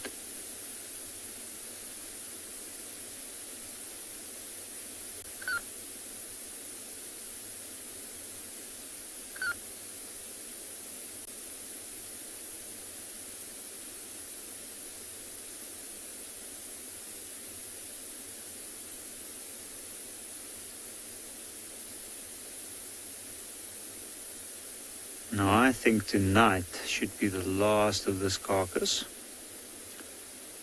judging from the amount of meat that was left.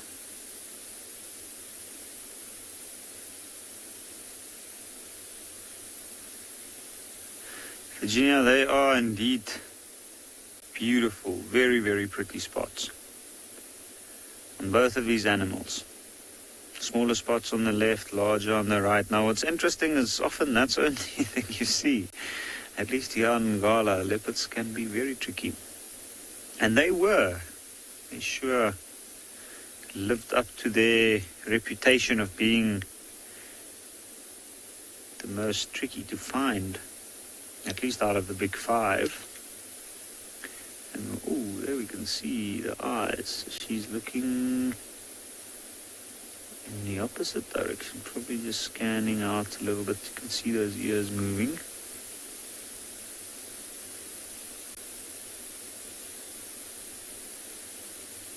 And this is absolutely nothing. You can see there's literally one eye coming through a small little gap in the leaves and the branches, and that's fixated on us.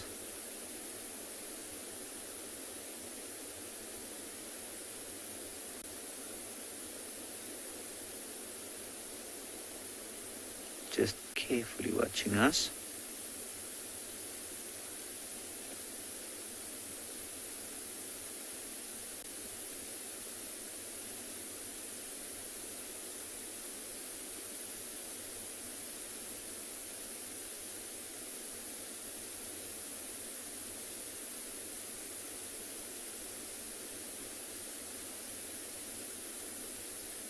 Now, she was eating early on today, and she usually, you can see how she's waiting for the little one to feed.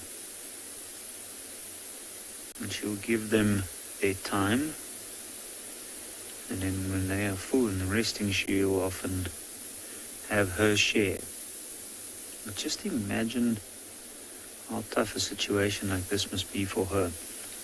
So from what we know, this leopard has been pregnant. The first time she was pregnant, we did not get to see any cubs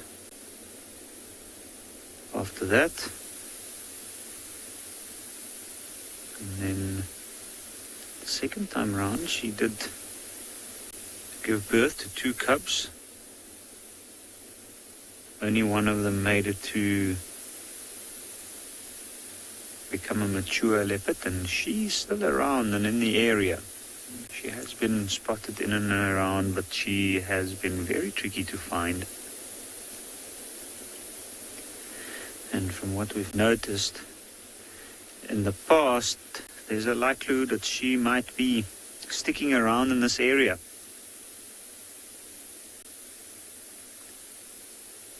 Now, with that, we are hoping that we might get to see more of her, maybe in about the next year or so. And then this is her newest litter.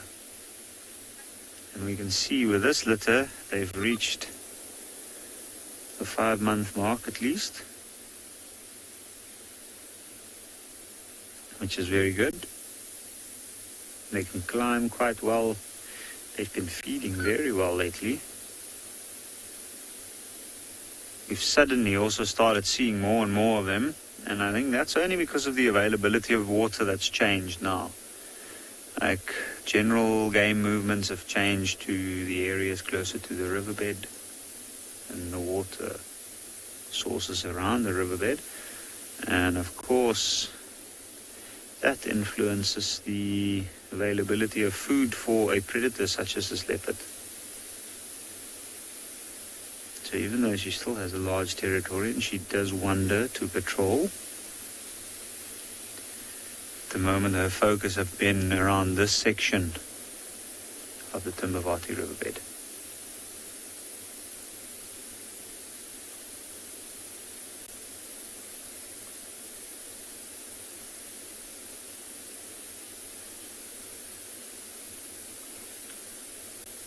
Heather, yes, they are very well camouflaged. We can see through the infrared light that you can see the outline basically only when they're moving.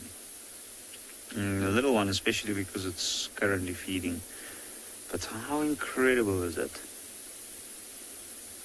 Those rosettes are designed to break the outline, the shape of this animal up, so that it's not as easily spotted. And then along with that, which we can see a little bit on that one's belly, you can see the flanks where the rosettes are, and then the whiter side of the underbelly. And as the dark parts of the top flows over into the white belly, it creates what we call counter shading, which if the animal is up in the tree against the light background, that would be more difficult to spot. And a lot of the time, all they do is just lay dead quiet, bend down, and make sure that they go unseen. Basically speaking, everything about this animal is designed for us not to see it.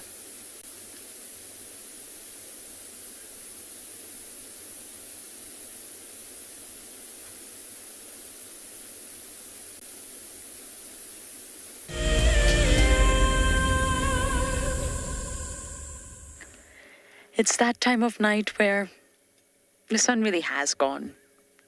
That gorgeous color palette in the sky has disappeared. And it's really, well, it's darkness now. We're engulfed. And sometimes it's good to just sit on the open area. Predators start moving. Prey starts huddling together. Things are changing. It's gone from diurnal to nocturnal in terms of the species. And sometimes you can just listen. You can't see much. You're able to view this through infrared, but for me, it's darkness.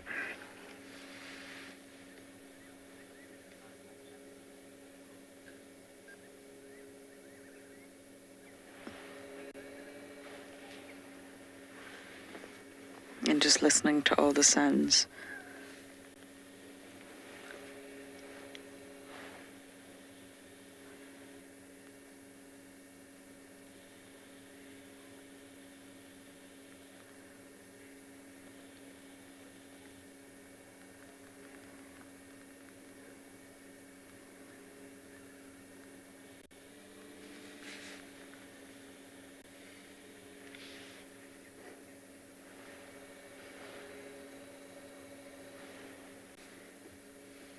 You can see the insects buzzing by, nothing like summer.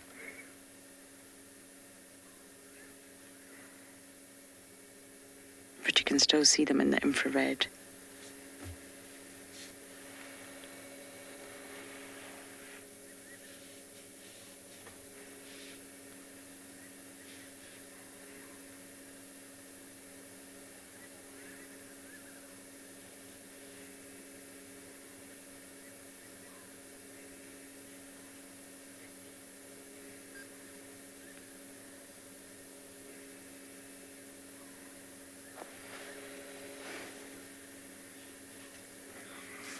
Nighttime is truly here now.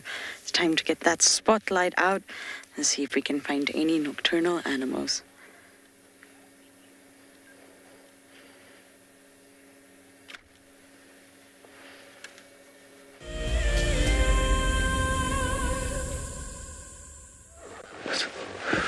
Yeah, so we managed to find some lions. It's not easy, but we are quite deep in the block. Yeah, so it's one female and one young male. I'm not sure which lions are those. So we did check everywhere in Djuma, so we decided to do the cut lines, and we bumped into them on the road and we started moving.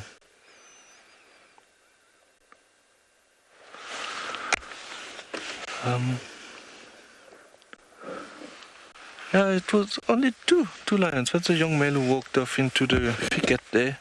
It's getting quite thick on our left. I'm not sure we'll be able to stay with them very long.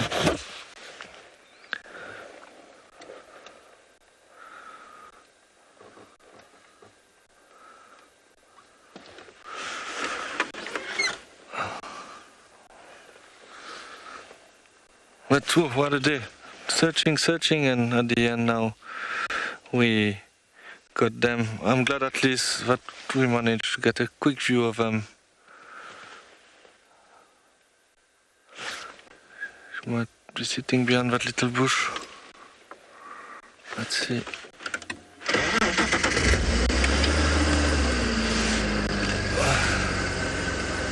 I can't stay too long here, unfortunately.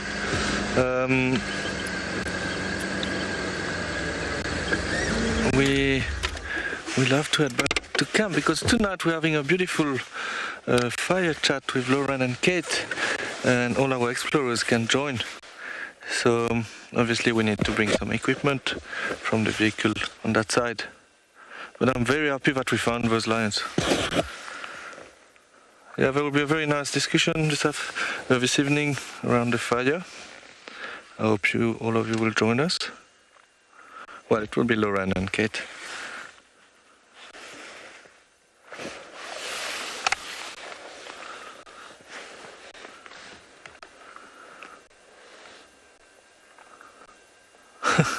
What a day.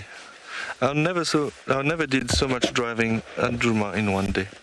I even had to stop quickly at camp to put more petrol in.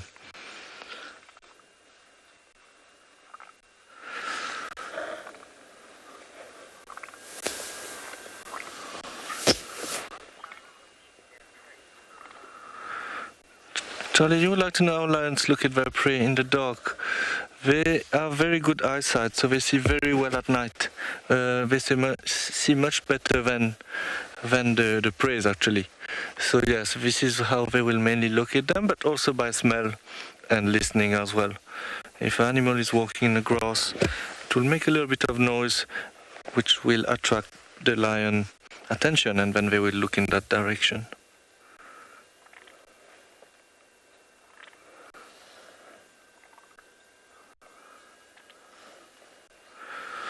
But yes, it was a battle today, and I'm glad we found some lions.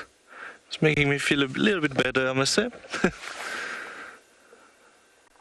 At least you got nice sighting at our other location as well.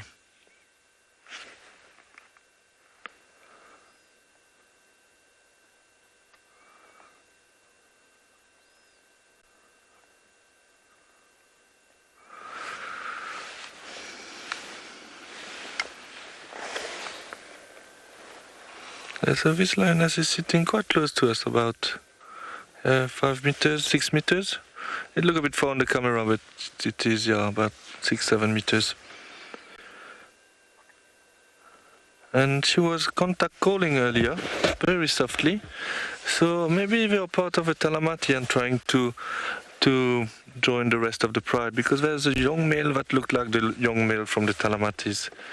So maybe this female and him are looking to group with the pride. Okay, unfortunately, I think we'll continue, also to leave space to other stations to come see the sighting, and we'll see what we can find on the road.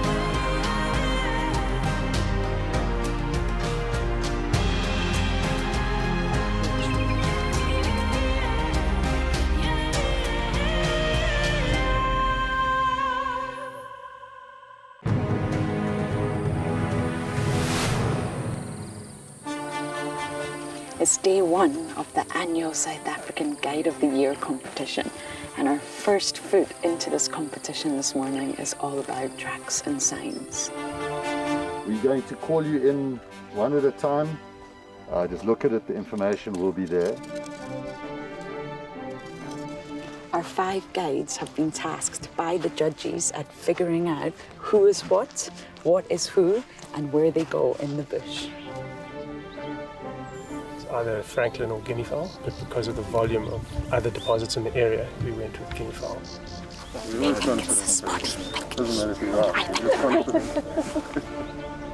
Detailing the surrounding that you need to look out for tracks. The details is very important.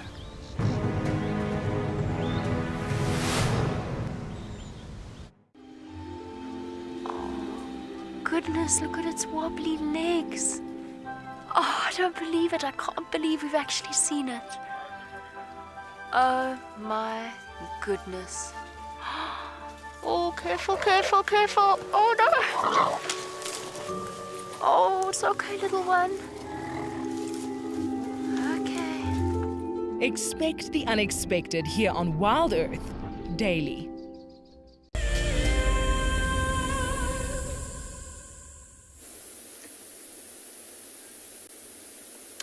And she stopped feeding, and thankfully for us, she's decided to move up to a higher branch,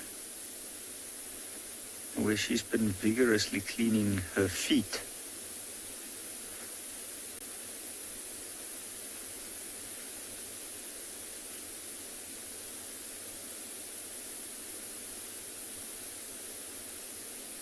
And all the way down the forelimbs.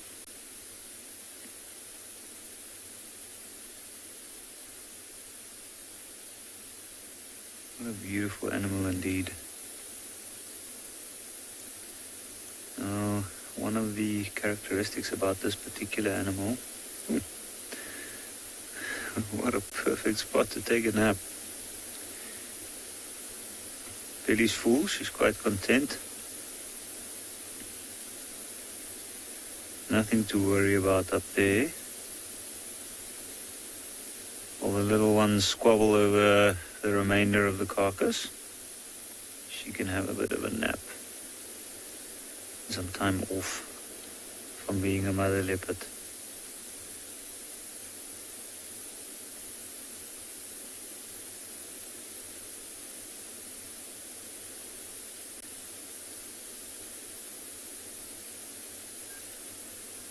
Charles, that's a good question. From when do leopards become territorial?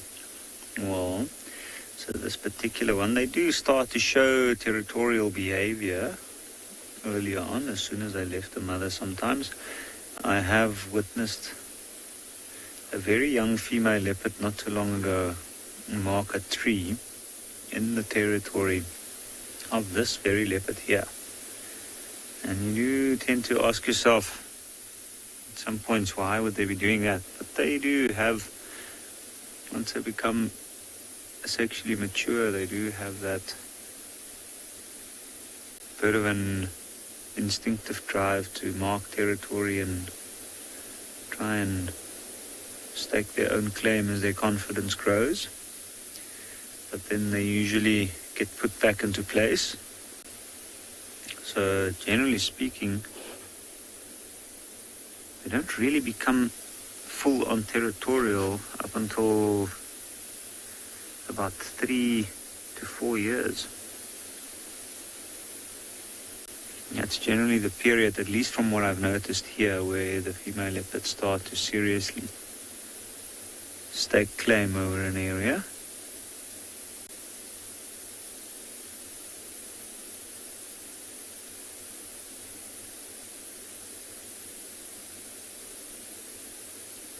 And what I've also noticed is that they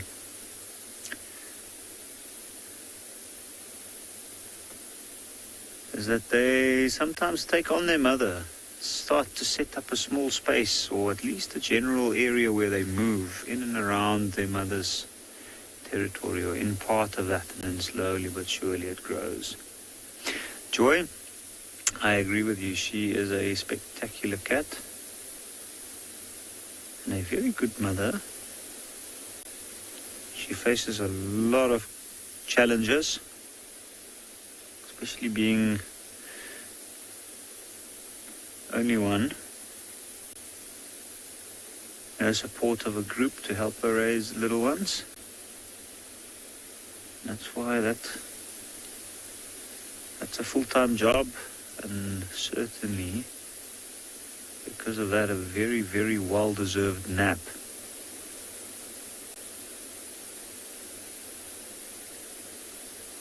Just look at how amazing that is. She looks like she's almost fast asleep.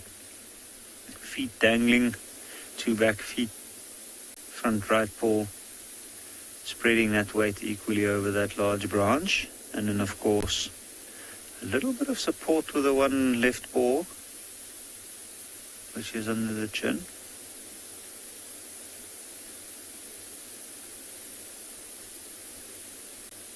There's a bit of a stretch.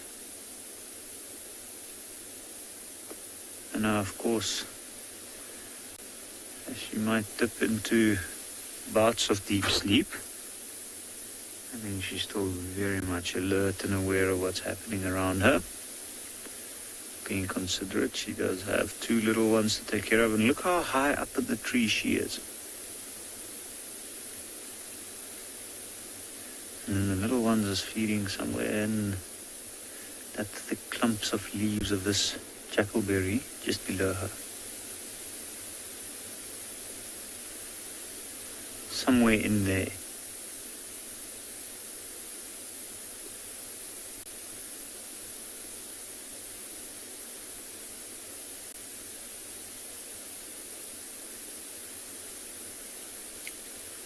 She is very comfortable. They are perfectly adapted to be able to be up and comfortable in a tree like this, especially at night time.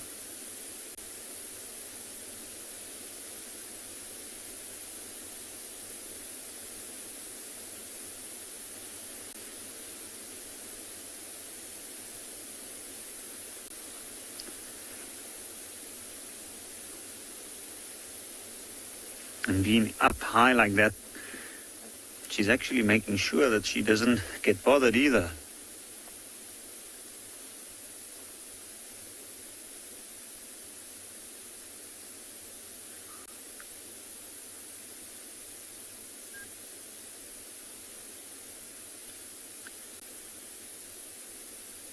I know that tonight will be an eventful night for them, even though they fed.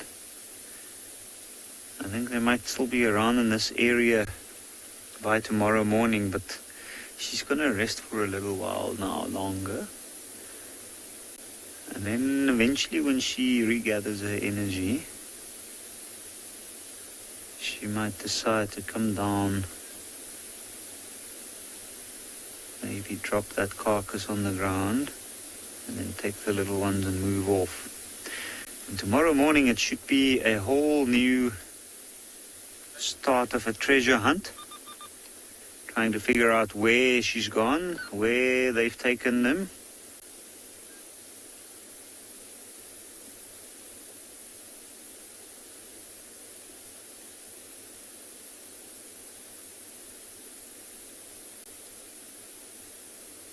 And I'm pretty sure she's going to give a lot of us trying to find her a very hard time.